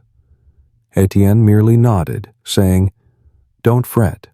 Add a pinch of kitchen ash to the water. The ink will settle, saving the page." The simple advice, delivered calmly, slowed Laurent's breath.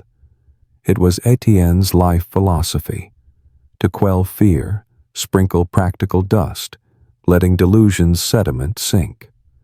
As Etienne continued, the monastery's small mechanical clock chimed 6:30 the hour. Brothers in the herb garden gathered wormwood to dry. They debated sending more bundles to town, where merchants' signs read, "Demon-repelling herbs, outselling raisin cakes." Etienne didn't interfere. The monastery thrived on vineyards, sheep, and candle donations. If wormwood saved folks from fear-driven bloodshed, why refuse? Sometimes truth needed a wax-scented cloak, like honey coating a deworming pill. Back in the scriptorium, Etienne dipped a fresh quill in oak gall ink, adding a marginal note: "Lux post umbram non minus lux est." Light after shadow is no less light. He blew gently to dry it, his breath mingling with old parchment scent, sweeter than warm almond milk. Outside, the candle wagons rolled away, their clatter fading like rain on tiles. The sky darkened, but Etienne lit no extra oil lamp. He opened the narrow window fully, a gap 2 hands wide, to catch the last light, watching it fade over 300 heartbeats. In Toulouse, golden candles waned, mink cloaks glowed russet, and whispers spread of a black cat crossing a wall as the moon's shadow fell, its eyes supposedly green as crypt emeralds. Etienne imagined those tales crossing the Loire, threading Fontainebleau's forests, reaching the monastery, each retelling adding velvet. When they arrived at Saint-Denis, he'd smile, dusting them with kitchen ash logic to settle the fiction, leaving a digestible lesson. Nothing's wrong with trembling, so long as you open your eyes slowly when the shadow passes. His mental ink clock hit 300. The final light slipped through the window, a thread on the chalkstone floor, marking a chapter's end. Etienne stifled a chuckle, treating himself to warm water, then softly closed the shutter, letting the room sink into gentle shadow. In the parchment-scented dark, he thanked Hipparchus, the relentless yet loyal orbits, and even the world's imagined dragons. Thanks to them, the monastery would have new roof tiles before the north winds. You, listener nestled on a soft pillow, let this voice of reason lull you. Count 300 heartbeats softly. Picture darkness gliding past like cotton clouds. Imagine distant beeswax, faint wormwood, and an ancient manuscript resting under a monk's wry smile. As your eyelids droop, know that dragons need sleep too. Orbits keep turning, and truth sometimes wears a honey-scented cap just to let us dream without jolting awake. Sleep soundly under a sun that'll return on cue, no candle daring to charge a fee. Deep beneath Montclair Castle, 2 levels below ground, the wine cellar exhaled the cool, damp breath of ancient limestone, like a well of memories. Before calamities, this place thrummed with the clatter of pried barrels, popped corks, and sniffed aromas, a fermented chorus for lavish feasts. But on this eclipse noon, even the oak staves fell silent. Only the hesitant shuffle of Count Hughes's boots echoed, like a novice spelling out words in the dark corridor. He carried a silver-plated oil lamp, its feeble glow barely spanning a palm, just enough to catch the shadowed circles under his eyes reflected on the walls. At the cellar's far end, a life-sized painted wooden statue of the Virgin Mary gazed into the lamplight's flicker. Her robe, once cobalt blue by lion artisans, had faded to mossy green. Her lips, drawn with vermilion, cracked and peeled, as if centuries of rain had gnawed her smile. Hughes knelt, his knees meeting the stone floor, feeling a draft through the brick seams chill his joints. That numbness sparked a trivial thought. I'm truly old. Somehow, this aside cut sharper than the dread knifing his heart. He slipped an emerald ring from his fourth finger, its gem married to his mother's family crest. The stone gleamed under the lamp like an oyster under moonlight, but today it mirrored only fear. He turned it in his hand, straining for any sound. His blood's rush, distant candles fading, the tower bell's last toll, then dropped it with a clank into a wicker offering basket, woven from dried willow. The metal's brief chime echoed through the wine racks, a relentless reverberation, like an old debt lingering in ledgers. Beside the basket, a small brazier neared its end, embers pulsing like a dying cat's eyes. Their glow lit cobwebs strung between bottle shelves, sprawling like stitches on a noble's long unmended cloak. Hughes stared at the webs, struck by a thought. They too are greedy, spinning traps for sustenance. But no web boasts emeralds. The irony bit his pride, coaxing a hoarse chuckle. The laugh fell solitary, shattering against the vaulted ceiling, blending with oak's scent into a half-note chord, just enough to make the listener feel alone. He reached out, touching the Virgin's forehead, wood cold but smooth, polished by countless powerful hands eroding her sacred face. Flaked cobalt revealed grain beneath, wood veins like frozen rivers flowing through the tree's flesh. Hughes pressed his forehead to her robe's hem, whispering, not a prayer, but a question. I don't fear death, only my name's death. His life's battles, bribes, and expansions all aimed to carve his name on stone, so when bones crumbled, his echo would outring tower bells. Yet folklore hissed that Eclipses chose those rich in wealth but poor in virtue, snatching their souls as toll for the shadow's keep. The notion coiled around Hughes like tar-soaked rope, not strangling, but smoldering. His fingers trembled, dipping into a hemp purse, pulling out an oiled oak bead rosary from his European crusade days. The first bead was chipped, the second cracked, the third carved from a Bodhi tree at a distant monastery. Each bead, a trophy of memory. He meant to finger them, tallying sins, but his hand slipped.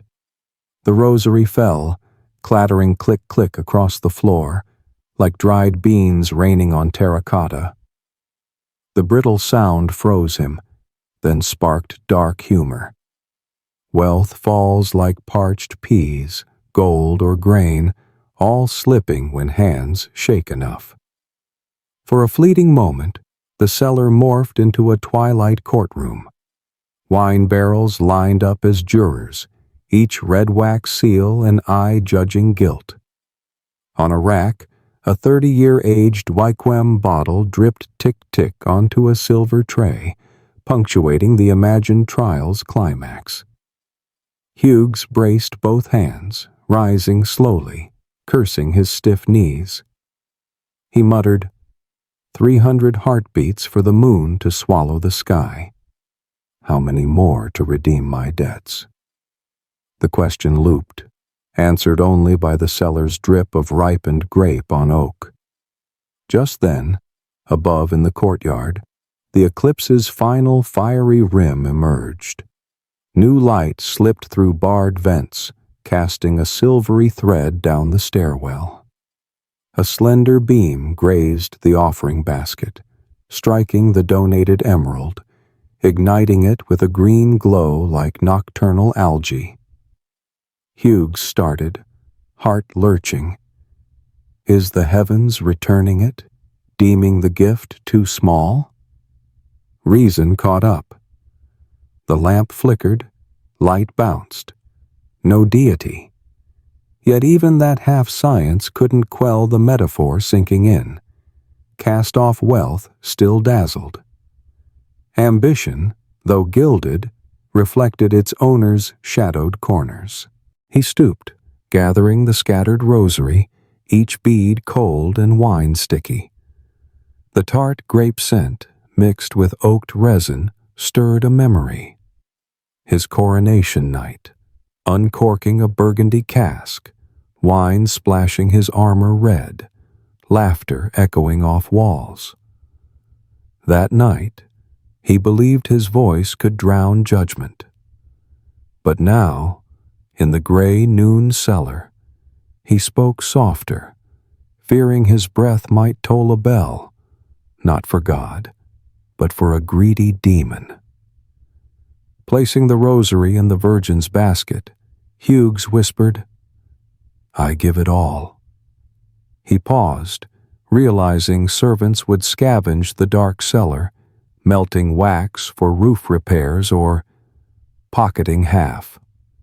Experience taught him, what falls to the ground often changes masters. He smiled. Good. Let it slip. His name's shackles become meals, tiles, prayers. If Eclipse lore held true, this flow of wealth might just nudge him onto the some virtue list. Not saintly, merely shrewd. A strange breeze curled through the cellar, grazing the statue's base, snuffing the oil lamp with a defiant pfft. Darkness leapt into corners, cloaking barrels and Hughes in an inky void, like an invisible mantle. In that black, his heartbeat rang clear, no longer racing, each pulse wrapped in soft goose-down, lightning. He sat on a stone step, leaning against a pillar, eyes closing. From afar, the courtyard's ritual clamor filtered through 3 ceilings, now a cheerful buzz like a fair. He trusted the sun's return, candles end, and the twilight verdict hovering above him lifted. Before slipping into a brief doze, Hughes mused idly, "Was I too greedy today?" The thought wasn't heavy, floating like wine bubbles. All greed, after all, was just yeast. Good yeast raised bread, bad yeast soured it. Shedding the ring, scattering beads, didn't erase bad yeast, but diluted greed's proof to sober levels. And in this moment, as the cosmos closed its black curtain and opened a golden one, sobriety was the chance to breathe warm calm. If you're listening from afar, exhale deeply, hand on chest, counting beats. The darkness outside your window is mere night, not moon's shadow. Eternal fame doesn't cling to wallets unless fed by surplus worry. Wealth that slips your grasp, be it beads, emeralds, or the last cookie, clinks softly before stilling. That faint sound reminds, letting go is often lighter than clutching. Let your emerald of anxiety roll into the basket. Let worry's beads scatter, and let darkness embrace you gently, like the Virgin's moss-faded cloak. Breathe, blink, let your pulse slow. Tonight, No dragons lurk to steal souls. Only sleep arrives, cool as old cellars, smooth as limestone, and sweet as just warm wine's breath. 300 heartbeats passed like 300 wax droplets oozing onto a silver tray, long enough for fear to tauten like a bowstring, deep enough for minds to retract, like snails into shells. Then, abruptly, as if someone parted a heavy velvet curtain on a stage, a white-hot streak rimmed the moon's edge, so thin it seemed a crack in glass. Yet it flared swiftly, lashing the darkness with trembling metallic glints, weaving a shimmering chain later dubbed by poets a diamond ring. The moment didn't linger, but on panic's brink, a millisecond could etch memory like carved jade. Montclair Castle's impromptu grandstand stirred silently. Seconds before, every chest was constricted, as if an invisible glass dome had clamped down, dreading the sky might forget to flip its switch. Now, hundreds of lungs exhaled in unison, a warm gust buffeting stone walls, a collective hiss-huff like a colossal bellows igniting coals. Noblewomen adjusted skewed mink cloaks, noblemen released sword hilts, children tugged at tight red ribbons, restoring wrists to rosy flesh. Brutus, the mastiff, yawned expansively under the porch, his tail thumping an empty barrel like a bass drum, grounding the symphony of relief. The golden candle's remnants flickered defiantly, as if loath to yield the stage to sunlight. Blackened wicks bowed, then flung sparks upward, miniature fireworks celebrating.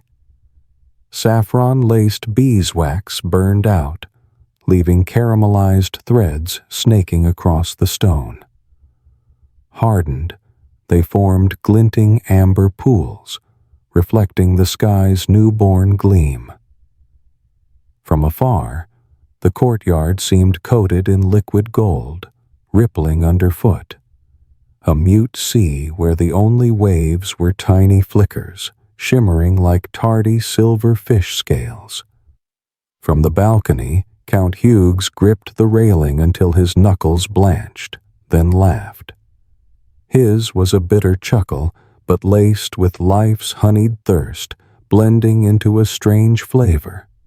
The bite of pepper in a stew's last spoonful, the sweetness of wine seeping from a cask. He tracked the diamond ring's expansion, watching the black orb peel away like a mother-of-pearl snail from its gray shell. His mind whispered, Etienne's voice, though the monk was far off, "It's just shadow and orbit." For the first time that day, he believed it without qualms. Near the wooden platform, the final candle sputtered out, exhaling a half-finished lavender wisp. Its smoke merged with the sun's returning warmth, crafting an unnameable honey-flower tea scent, stroking everyone's frayed nerves like a mother's hand soothing a dozing child. No one shouted, "Angels slew the dragon," but a servant muttered to his mate, "See that?" The sun shook like a tin drum. The quip took flight, swelling, gilding the crowd's memory with mythic sheen. By morning, at tavern retellings, the moon would writhe like a fish, the sun sway with bagpipes, and perhaps the golden candles morphed into spinning coin chains midair. In the eastern garden, clay vats catching morning rainwater mirrored the fiery rim, painting lazy sunflowers on their surfaces. Young Benoit, glimpsing them, froze. The water hadn't frozen, only glowed warm bronze. He flicked the surface, ripples fracturing the sunflowers into crown petals. Thus, the death-frozen water rumor dissolved. But Benoit didn't shout it. He knew. To let adults sleep tomorrow, some legends needed rest. On the bell tower, a monk flipped the hourglass one last time, resetting its sand to its original stance. The grains fell lighter, as if shedding fear's armor, cascading with a crisp shh. He scrawled in charcoal on a wooden slat, Eclipse finita, corda solvuntur. Roughly, eclipse done, hearts unbound. Like the last collar button undone after a long feast, it told nerves they could stretch freely. The platform cradling St. Clair's reliquary now shimmered in tender dawn dust. The silver-inlaid reliquary seemed brighter, though none had polished it. Father Berthelot bowed, flicking wax flecks from its frame. A speck fell, landing on the wilted rose-petal carpet, a minuscule dragon scale stripped of magic. He murmured Latin thanks, but inwardly grinned slyly. The folklore hospice thrived on such fiery rims. Every few decades, nature staged a free religious, economic, social spectacle, fueling bards and church coffers. The hunting dogs, post-howl, yawned, stretched, and sought sun to warm their coats. Brutus rested his chin on a promised bone, eyes closing, feeling it heat under the light. Pigeons on the roof flapped, shedding silver feathers that drifted like late snow. Darkness retreated fast, swapping chill for warmth, prickling skin. That warm, cold shift lulled minds, inviting a midday nap to creep through eyelashes. Candles spent, sun returned, but hardened wax left a permanent trace. In summer's light, it gleamed like a secret script on stone. Here, fear bloomed. Children romping would trample it, popping amber bubbles, turning them into history's tar under future souls. Each wax streak birthed tales inflated with each telling, enough to keep winter campfires awake. You, listener, might chuckle softly. The sky just flicked its light off and on, yet rituals, jewels, heartbeats, wax drops, Latin, and imagined dragons were spent. But that expenditure lacquered our memories, tinting daily life. Work, bills, emails, with a pulse's drama. Tomorrow evening, when the moon rises plainly, you'll step onto your balcony, gaze skyward, and recall a distant castle panicking like you before a test, a report, a love confession, then breathing deep in relief. So now, exhale long like Montclar's crowd. Roll your shoulders. Feel the invisible glass dome of worry lift. No diamond rings grace your clouds, but stories' diamonds glint in your mind, clinking coldly, beckoning your eyelids to droop, droop. The wax's lingering warmth in these words will spread, pooling your bed in golden calm. Your task is merely to set worry on an amber tray. Let it cool, harden, and by morning, become a harmless, exaggerated tale, humorous enough for coffee. Sleep gently under dawn's sliver, for life, at its core, is a cycle of night and dawn, a small eclipse repeating, and our hearts, through it, learn to beat calmly between the flickers. Noon's sun washed Montclar's courtyard, scouring gray ash smudges from roof ledges. Yet the knock at the main gate rang hollow, like a staff striking empty armor. Tap, tap, tap. 3 sharp raps, brief but heavy as iron weights, heralded the Parisian merchant's arrival. Half their journey done, the other half collecting coin. They bore a sheepskin scroll tall as a horse's shin, its edges stitched red, dangling wax seals shaped like smoking candles. No treasure map, but an invoice.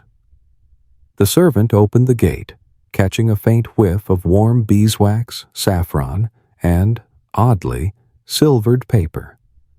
That luxurious scent hid a grim truth. The richer the aroma, the steeper the price. Count Hughes left the balcony, his cloak speckled with amber wax flecks he hadn't brushed off, striding into the great hall. The merchants bowed, aligning like a silent choir, presenting the scroll. The castle's treasurer, a stooped old man with sparse white hair, took it, untying the wax cord, unfurling the parchment on the oak table. Gothic script snaked down, detailing each charge. Premium Béarn beeswax, 47 livres.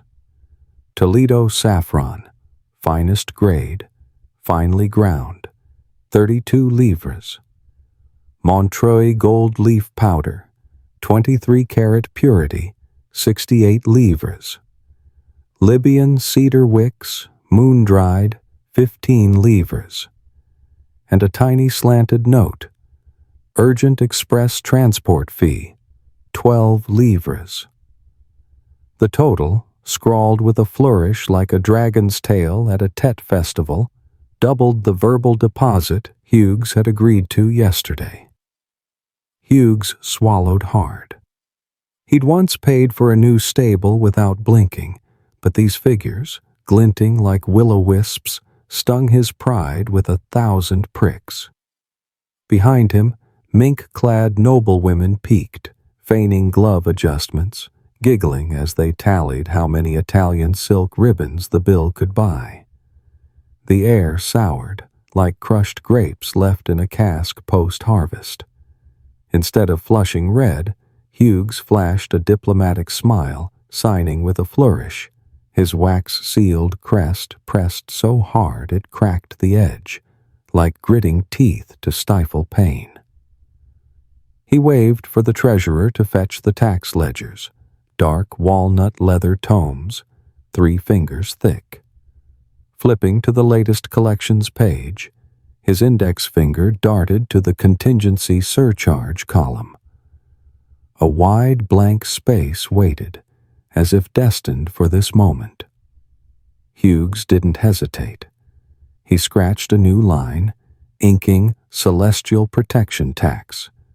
Beside it a flick. Plus 2 setiers of grain per household. The pen was cold, but the words sprouted like weeds in stone cracks, drawing nourishment from peasants' backs. This wasn't novel. Wars, droughts, or eclipses always prompted nobles to pad tax rolls. Like a modern electric bill. Lights off, yet grid fees climb with vague notes. History repeated doggedly. One man's safety bought with 100 others' sweat. On nearby village thatch roofs, farmers scraping moss from tiles didn't yet know another tax would soon weigh them down, a damp blanket in summer's heat. An old man raking grass by a field's edge wouldn't guess that 300 heartbeats of darkened sky meant next harvest his family owed extra straw bales and a millet basket. Behind Hughes, the new tax's echo soured the air, scentless but audible. Father Berthelot frowned faintly. Heaven's love snagged on pragmatism's thorns. He said nothing. The East calls this flowing with muddy water to preserve a pure drop. Children, fresh from untying red ribbons, exchanged glances. They didn't grasp taxes, but less stew wine meant fewer honey cakes. The merchants folded the parchment, bowing with smiles. They knew the game. Candles burned out, but coin must flow, or the economy choked like an opened jar of plums. They handed a small receipt. Fully paid. God bless the noble. That tiny slip held a long transaction chain. Gold veins from candle makers, merchants, monastery, salt traders, and finally, the stonemason's coat pocket.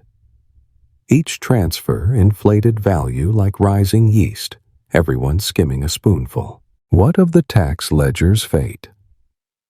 That night, Steward Etienne lit a frugal lamp, ruler in hand, copying the new levy into a subledger. Titled Celestial Protection, it gleamed like a modern eco-fund, but next harvest, when wheat ripened, tax collectors would cart baskets to each plot, scooping golden grains, true gold, fragrant with new thresh but steeped in sweat.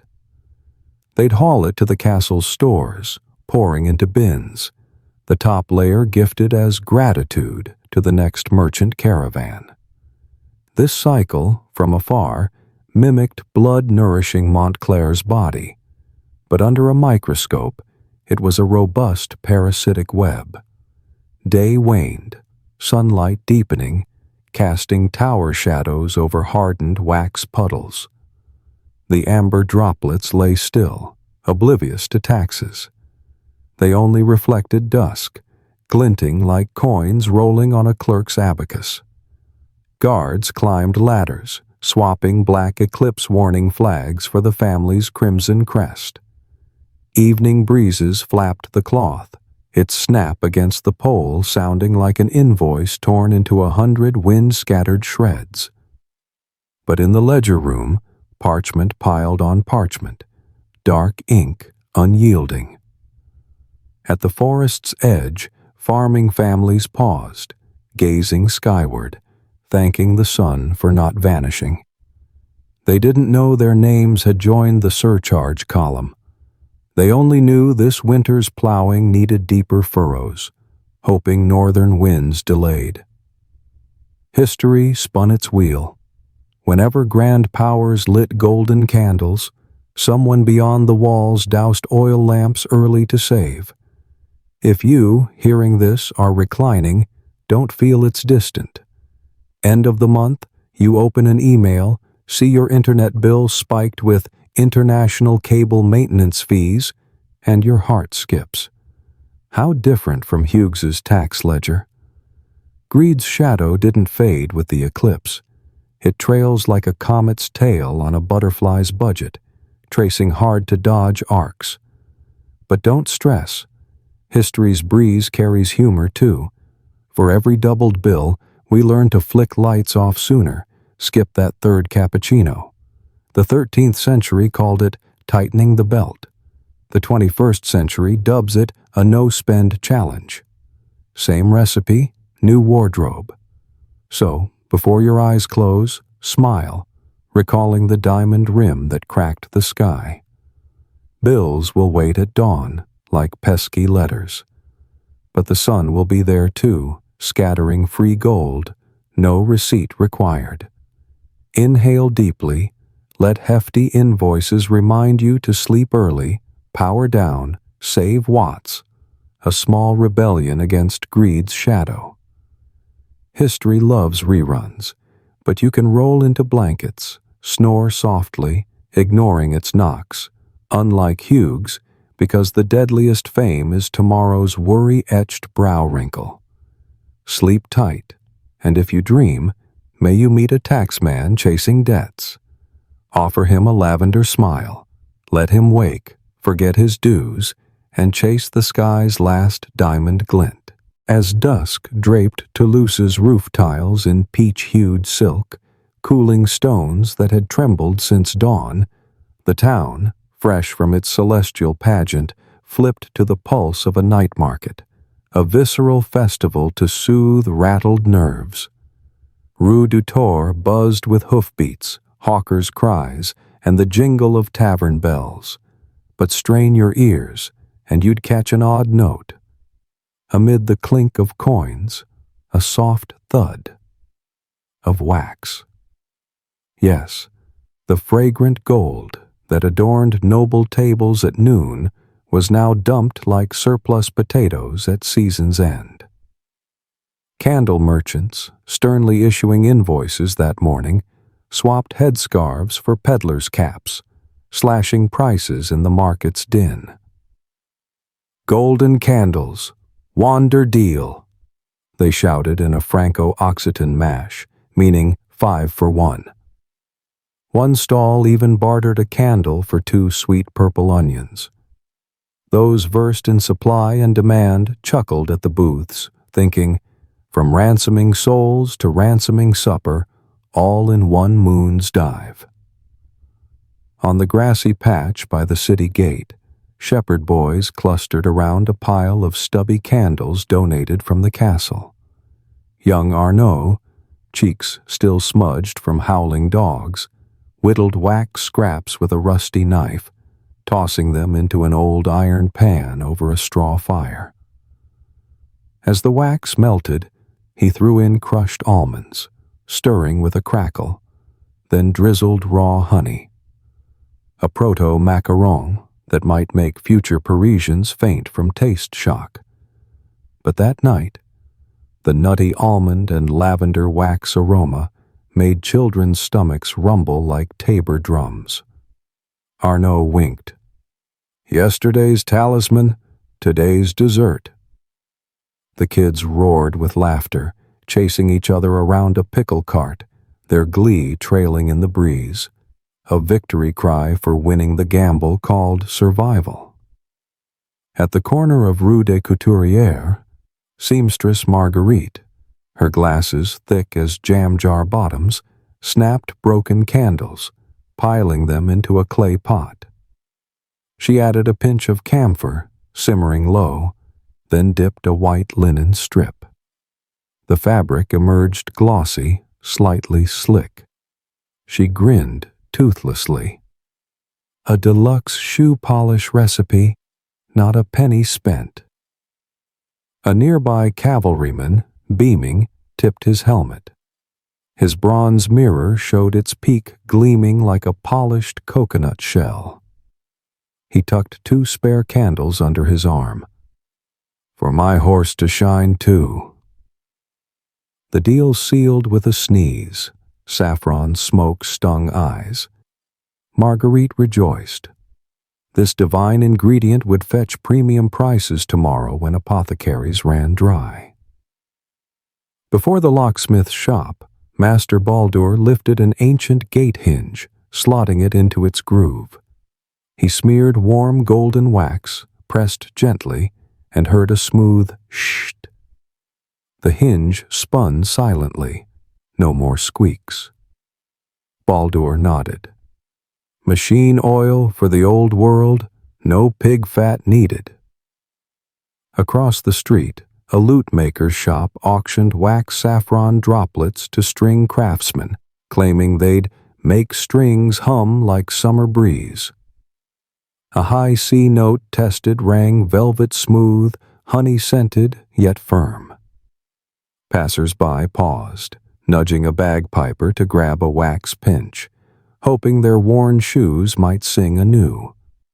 Thus, the once holy relic pivoted to hinge grease, shoe shine, culinary additive, and frame glue. Those recalling yesterday's golden candles blazing in the Order of Light's hands would laugh, much as we snicker at a 3-year-old streaming subscription, now an app deleted mid-renewal. Value is fleeting. When markets shift, worth crumbles like a sandcastle at lights out. Night narrowed. Oil lamps at the market's crossroads mirrored hardened wax puddles.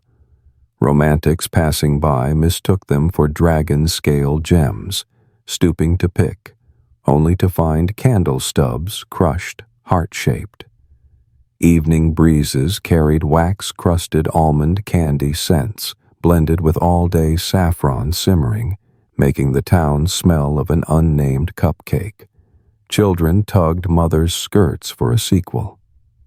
When pockets ran dry, families hit the candle stall, now sporting a only one denier sign, scraping out their last brown coins.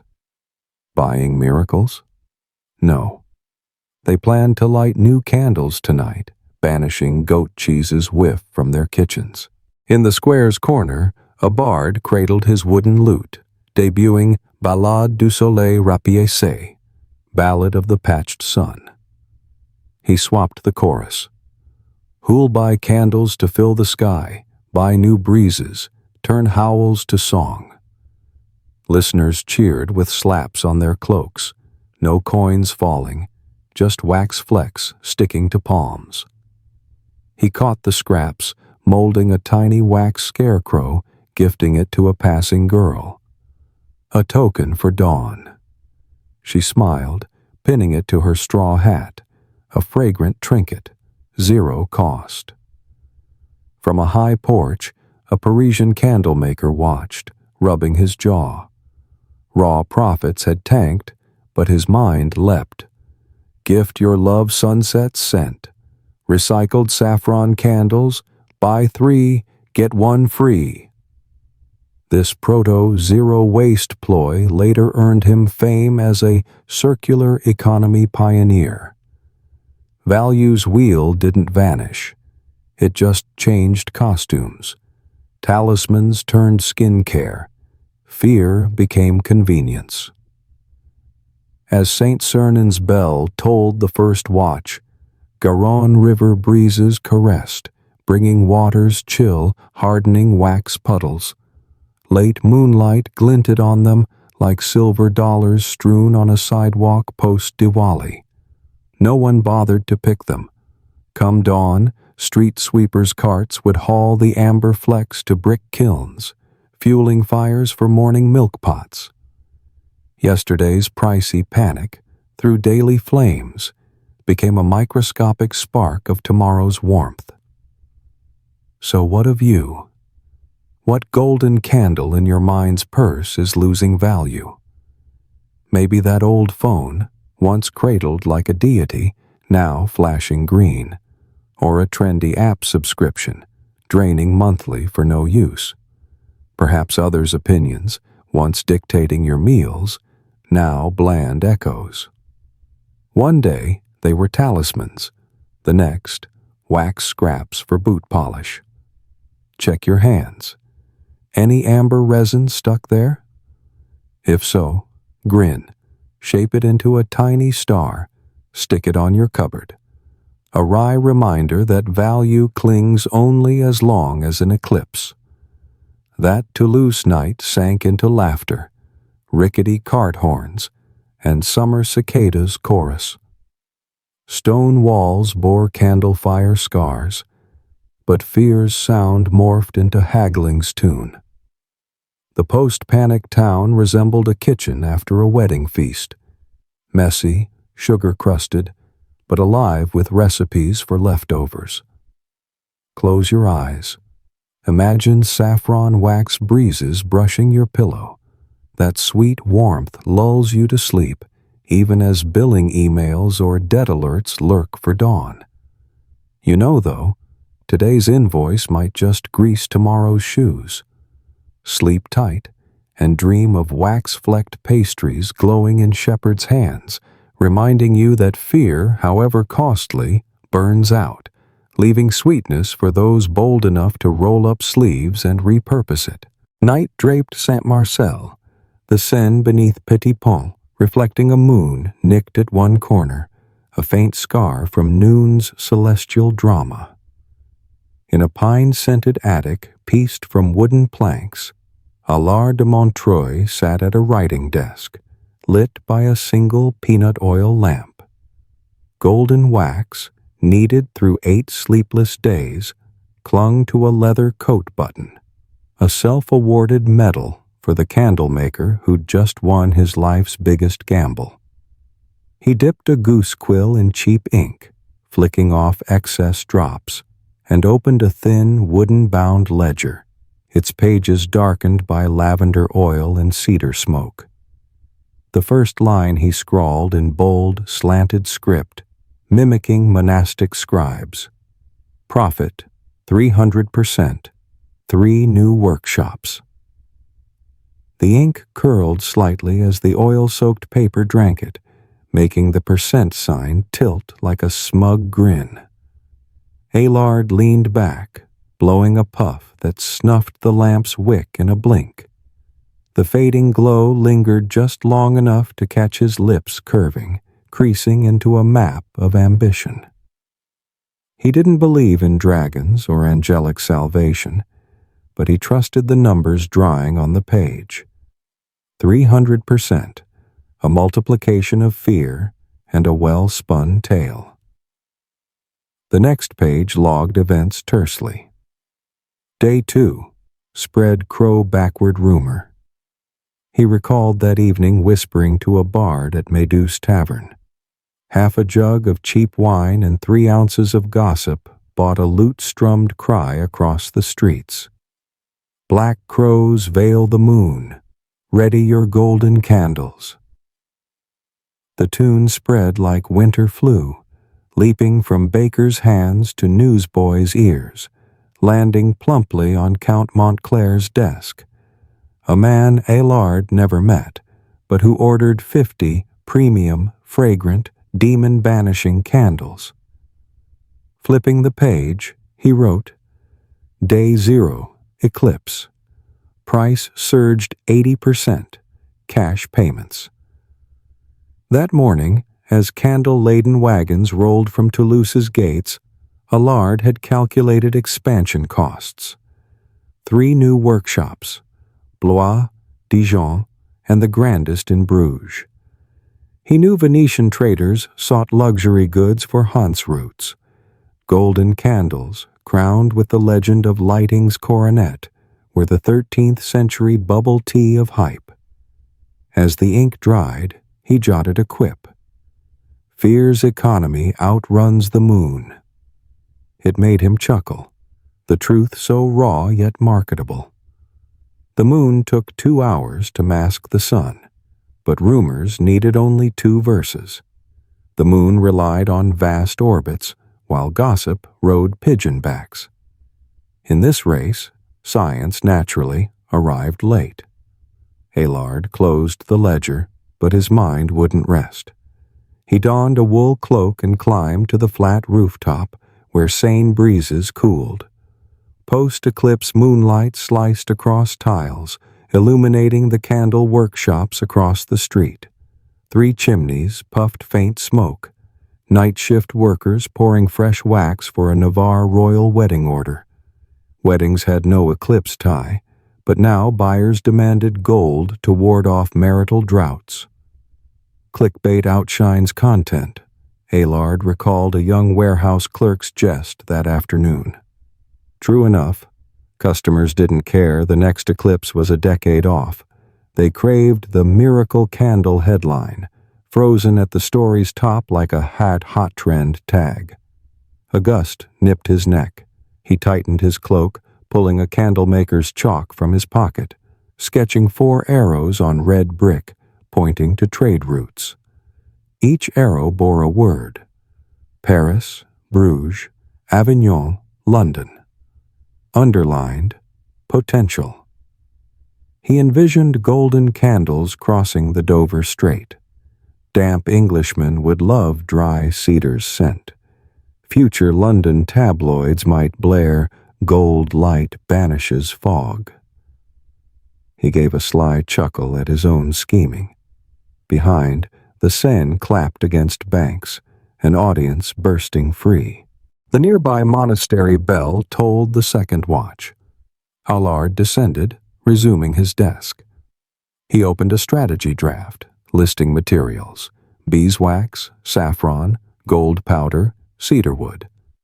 Beside each, he slashed red ink. Scarce. Scarcity meant profit. He planned to buy the season's saffron up front, inflate prices, then resell to rivals locked into noble contracts. It mirrored future diamond markets, lock the illusion in a vault, then sell it with exponential markup. At the page's foot, Aylard scribbled a note to posterity.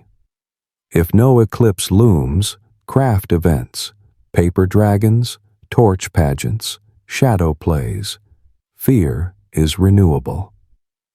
He scratched his chin, musing. Turn weather into a faith showroom, no wallet flattened. Yet, amid the scheming, he hadn't forgotten a small lesson. That morning, unloading surplus candles, he gave one to a one-armed beggar girl. She beamed, wax smudging her face. That smile, zero ROI, warmed him like a steady wick.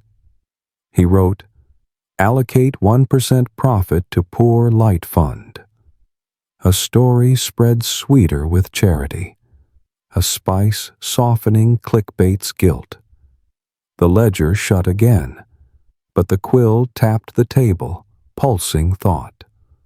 On the wooden ceiling, wax dripped from a test candle cord. Plink, plink. Allard's private hourglass. Each drop hardened into a pearl, reflecting his restless eyes. He knew tomorrow, the Paris to Bruges road would teem with traders hauling guardian light across Europe. The eclipse had faded, but fear, boxed, stamped, raced on, twice the speed of wagon wheels. Finally, he penned a slanted line at the page's edge, almost a private memo. Always tell the story before selling the candle. For if you just waved a golden wax stick at market, they'd haggle. But claim it held sunlight pocketed. Who'd barter with dawn itself? A distant dog's bark nudged Allard toward sleep. He snuffed the lamp, peanut oil smoke mingling with faint saffron, lulling the room. In the dark, faint hammer taps echoed from the workshop, night crew carving new molds shaped like a serrated moon cradling a sun. The eternal eclipse label was brewing, though nature's next show was 11 years off. Allard smiled, pulling the linen blanket. A 300% profit cradled 3 dreams: new workshops, a charity fund, and wax almond cakes for Toulouse's shepherd kids. The golden candles burned out, but their story flickered on, a spark goading humanity to buy tickets to Fear's carousel, each spin selling light pricier. Sleep, Allard, for dawn demands the next act. New clickbait for new peace. And you, listener, chuckling at your reflection in this candle maker, ask, what headline recently lured you to click Add to Cart on impulse? Perhaps it's the digital age's golden candle, urgent scented enough to forget the orbit's true span. Close your eyes, let exaggerated fears drift out the window like lavender smoke, and sleep free of 300% interest rates.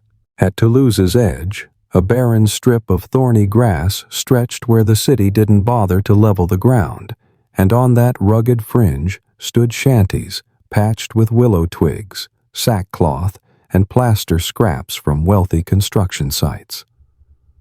When the eclipse came and went, no bells tolled here, no candle hawkers cried. Only the rustle of wind brushing straw roofs, the creak of wooden buckets dipping a dry well, and the faint whisper of wood ash smoke. In one such dim patchwork shack, Agnes, known as the kindly porridge lady, hunched over an earthen stove, stirring a thin barley broth with a chipped-handled ladle.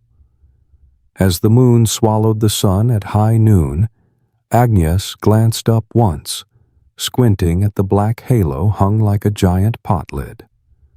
She muttered half-voiced, calm as noting clouds moving fast. "Oh, just a bit of dark." Then she fed twigs to the fire, blew a puff, and stoked flames under the pot. That was the eclipse's full ceremony in the poor's tiny world. No candles, no hymns, no heartbeat counts. For the ragged children gathered around, eyes brighter than the embers, awaiting their bowl, the sun's veil mattered little. Supper was a bubbling pot, Safety wasn't bought with saffron-laced beeswax. It lived in the lifted lid, steam rising, and the barley's filling scent. By afternoon, as shadows fled and light flooded back, the shack's rhythm didn't shift. Only the ash-stained walls changed from gray soot to mossy gray, marking time's slip through the straw door. Agnes sprinkled coarse salt, stirred, and listened to the plop-plop of splitting millet grains. The youngest child, barefoot, twice-patched shirt, whispered if a dragon ate the sun. She patted his head. Dragon, sun, or that panting landlord, all like this kindling. Burn out. They're done. The reply didn't torment young minds. It drifted off, light as straw ash, leaving a glowing hearth and the broth's rich chicken bone aroma. Around Agnes's shack, other patched cloth families kindled fires with discarded candle stubs scavenged from the market, hardened wax, unsellable, tossed in clumps. The poor snapped them like sugarcane, tossing pieces into flames for quick ignition. No one mourned the talismans once worth a dairy cow. Yesterday's hype, today's kindling roared under pots. They chuckled, saying wax smoke smelled sweeter than damp wood. The smoke threaded through straw roofs, weaving pale golden wisps, suspended across a sky freshly dusted of its dark veil. For them, an eclipse differed from a clear day only in how often crows cawed, not in wallet weight. Empty pockets were their unique sunglasses. Too poor to fret over wax costs, fear skipped their door. The moon's shadow fell, then lifted. Wood burned, water boiled.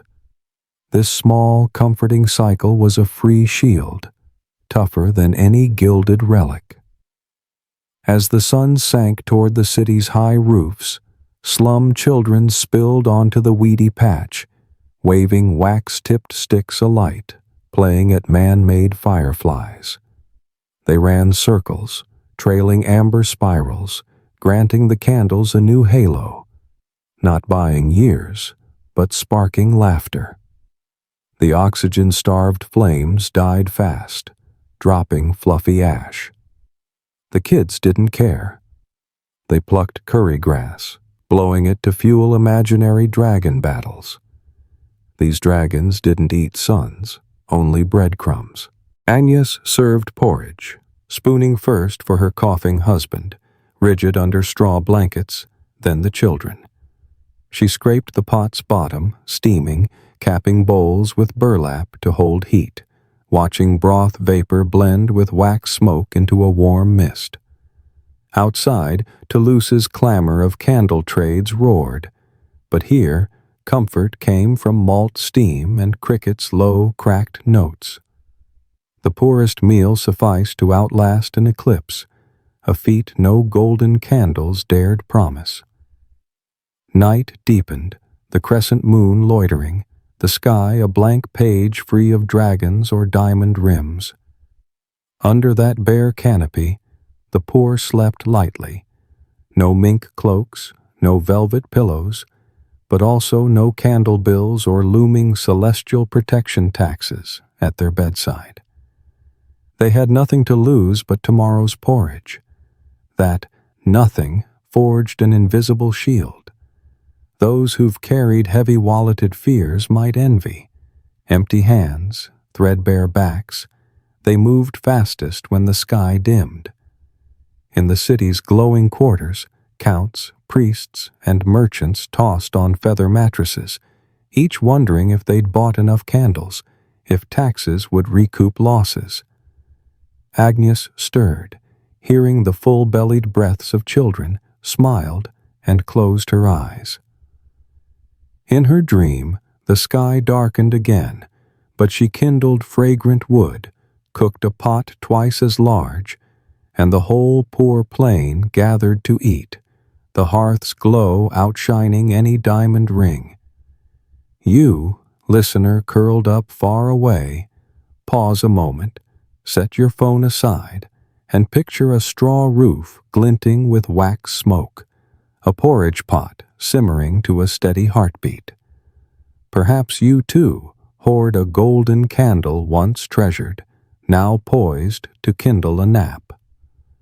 Sometimes, letting it fuel a sleep's fire is the poor's privilege. Unburdened by cosmic orbits, rest your head on an empty sky where only night's breeze hums like a mother's song, and know, the dearest light is the ember keeping broth warm, not the gilded halo bought with fear's coin. Sleep, an empty sky fills dreams. With nothing to lose, you'll find countless things to gain. Weightlessly. On an oak shelf in the Royal Library of Lille, a hefty chronicle bound in dark goatskin still exudes the musty damp of an old biscuit tin left ajar. At the edge of page 473, historian Jean Froissart scrawled in tiny brown-inked script, smudged by an oily fingerprint. Count Hugues de Montclar lived 7 harvests past the eclipse, then died of gallstones, not shadow demon claws. A careful reader flipping the page would find, just below, Froissart's sly jab. They say golden candles still flicker somewhere in Montclar's crypt, steeped in wormwood, scenting the coffin's stone lid. This wasn't mere quip from a judgmental scribe. In a world where words outvalued gold, that closing line could breathe warmth into a frozen tale. The golden candles, once blazing on stone courtyards, wafting lavender through city corners, now lay entombed, burning mindlessly before their master's remains, like a peacock's useless tail post-mortem. Wormwood-mingled beeswax formed a dank, musky aroma, repelling neither coffin moths nor reclaiming Hugues's breath. Material treasures, sheltered in darkness, ultimately forsake their keepers, like ice floes adrift, turning to melt at last. But the story was different. It slithered from the crypt, slipped through time's keyhole, climbed onto Froissart's page, and from there caught a high-speed train across centuries. Generations read his chroniques before bed, hearing swords clank and golden candles' opulent scent seep from the lines. They closed the book, snuffed oil lamps, shut eyes, yet the eclipse's diamond ring corona sparkled in their mind's eye, brighter than stray fireflies in a night garden. The story endured, outlasting wax's acrid char, wormwood's bone-bound whiff, because collective memory is wickless wax. It doesn't burn out, only softens, letting each new reader reshape its form. Centuries later, in a Bruges cafe clattering with keyboard taps, a student printed a condensed chroniques on straw paper, circling 300% profit, 3 new workshops, snickering, a 13th century influencer. He opened his tablet, comparing search trends for golden candles during Christmas. The curve spiked like a digital comet. The story fattened, feeding on clicks, memes, podcasts. A history TikTok reenacted the blackout, dragon filter, and EDM soundtrack, hitting 1 million views in 6 hours. Gen Y behavioral economists chimed in, "Fear's economy still outpaces the moon, 5G's faster than horses." Meanwhile, in a dim Toulouse museum vault, St. Clair's reliquary sat under glass, cold LED lights highlighting ancient golden wax flecks. Tourists craned necks, snapped photos, then hit the gift shop for Eclipse edition candles. Amber-dyed wax, tin lids stamped with Froissart's quote. Lit, they released faint wormwood, none recalling the poor seamstress's recycled recipe. Buyers purchased a role in a 1,000-year drama. Extinguishing bedroom lights, they craved that diamond ring glint behind closed lids. Not far off, descendants of farmers once crushed by celestial protection taxes had climbed from poverty. A great-great-grandson of that grain-hauling elder now guided tourists, narrating the golden-lit storm in 7 languages. He ended tours with a rehearsed line. Sometimes, having nothing to lose is the best shield. Lifted verbatim from the Shanty Chronicle. Visitors applauded, tipping. History kept paying royalties to storytellers. In a weed-choked cemetery, Hughes's tombstone, moss-veiled, bore faded inscriptions. On dark nights, locals lit mini golden candles, night market souvenirs, at its base, snapping at moon-eater castle shots. The tiny flames mirrored dewdrops, forming fleeting pearl strings, then died. Lavender lingered on grass for 5 seconds. Night swallowed the scent, but the photos lived on some server, perpetuating the myth. You're here, at the end of nearly a millennium of words racing, fingers swiping a screen before sinking into blankets. The story crawled from Froissart's page, crossed industrial forests, zipped through fiber-optic cables, slipped into your earbuds, and now stands in your bedroom, cloaked in beeswax, bowing. It reminds, we don't carry candles to the grave, but tuck legends under pillows to ease lonely nights. Tomorrow, you might forget Hughes, the diamond ring, even your smirk at clickbait. But a mind's corner will hold a flicker, the sun quivering like a tin drum, a crowd holding breath as one. And if the power cuts, you'll retell it to the person beside you, your version, maybe spiced with dragons, light on taxes, laughing together, imagined candlelight dancing in your eyes. So, before your room's light dims, take a whiff. Isn't there a hint of lavender and mossy dust? That's memory's scent, trudging from chronicle to dream. It can't preserve anyone's final breath, but guards the path to deep sleep, where matter holds no price, only shimmering images, like fiery diamond rims, floating free. Let Froissart's line lock your waking mind. Golden candles still burn, and let your own unlock calm. But I douse the light, for the story shines enough. Sleep soundly under a patched, storied sky, a blanket light and warm beyond 7 harvests, needing no beeswax to hold its seams. The room's lights are off, only a thin glow seeping through the curtain's slit, just enough to trace the ceiling fan spinning leisurely. Its blades carve steady circles, like the moon's silent orbit that night, and the gentle breeze hints at the flutter of pigeon wings in distant Montclair Castle.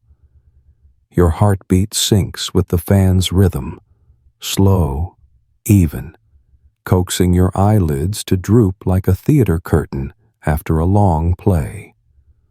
A play starring a greedy count, a cunning candlemaker, playful shepherd boys, a carefree yet serene porridge lady, and above all, a sun and moon playing hide and seek.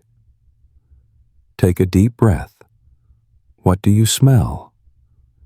Perhaps an imagined whiff of lavender laced with saffron. The golden candles' smoky scent stripped of their gold's price, leaving only sweet herbs and warm darkness. Picture holding a tiny candle, not to burn wastefully, but to release. You let go. The candle falls slowly, like a wax droplet yet to harden, dissolving into a wisp of smoke tracing a V in the air. That V could stand for vacanza, vacation, or perhaps victory, triumph over yourself for dousing the mind's pointless warning lights. Beyond your imagined window, the moon still tiptoes behind the sun. The sun pretends not to notice, letting the cosmos's game of tag roll on. The beauty? Neither celestial body checks your wallet or sends an orbit protection fee bill. They just run day to night, like that fan spinning without questioning who flipped the switch. So, next time the sky darkens, maybe from storm clouds or a breaking news blare claiming fate's collapse, try a smile. Just the universe dimming its headlights for a bit. Then unplug fear, wait for light's return, or light your desk lamp with a story you love. Now, gently tuck your blanket, letting the fan's breeze flow like a cool stream down your spine. Let the characters you've met slip from consciousness's edge, filing into your dream archive. Chef Arnaut smoothing wax into almond cakes, Monk Etienne folding Hipparchus's chart into a paper boat, Agnes pouring barley porridge into a crescent moon bowl. They line up, bow a final curtain call, and fade backstage. The stage is yours alone, the sole spectator, and the black sky backdrop slowly pales to gray, like a clean bedsheet spread for sleep.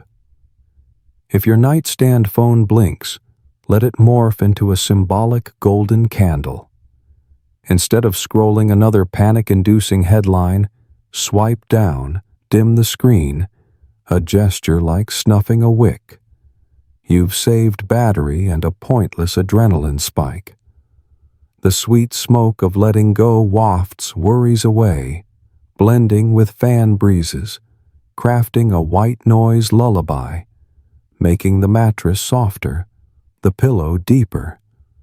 Hear it? The fan's blades hum. 1, 2, 3. 3 beats, matching the time for that diamond ring to gleam past the moon's edge in the tail.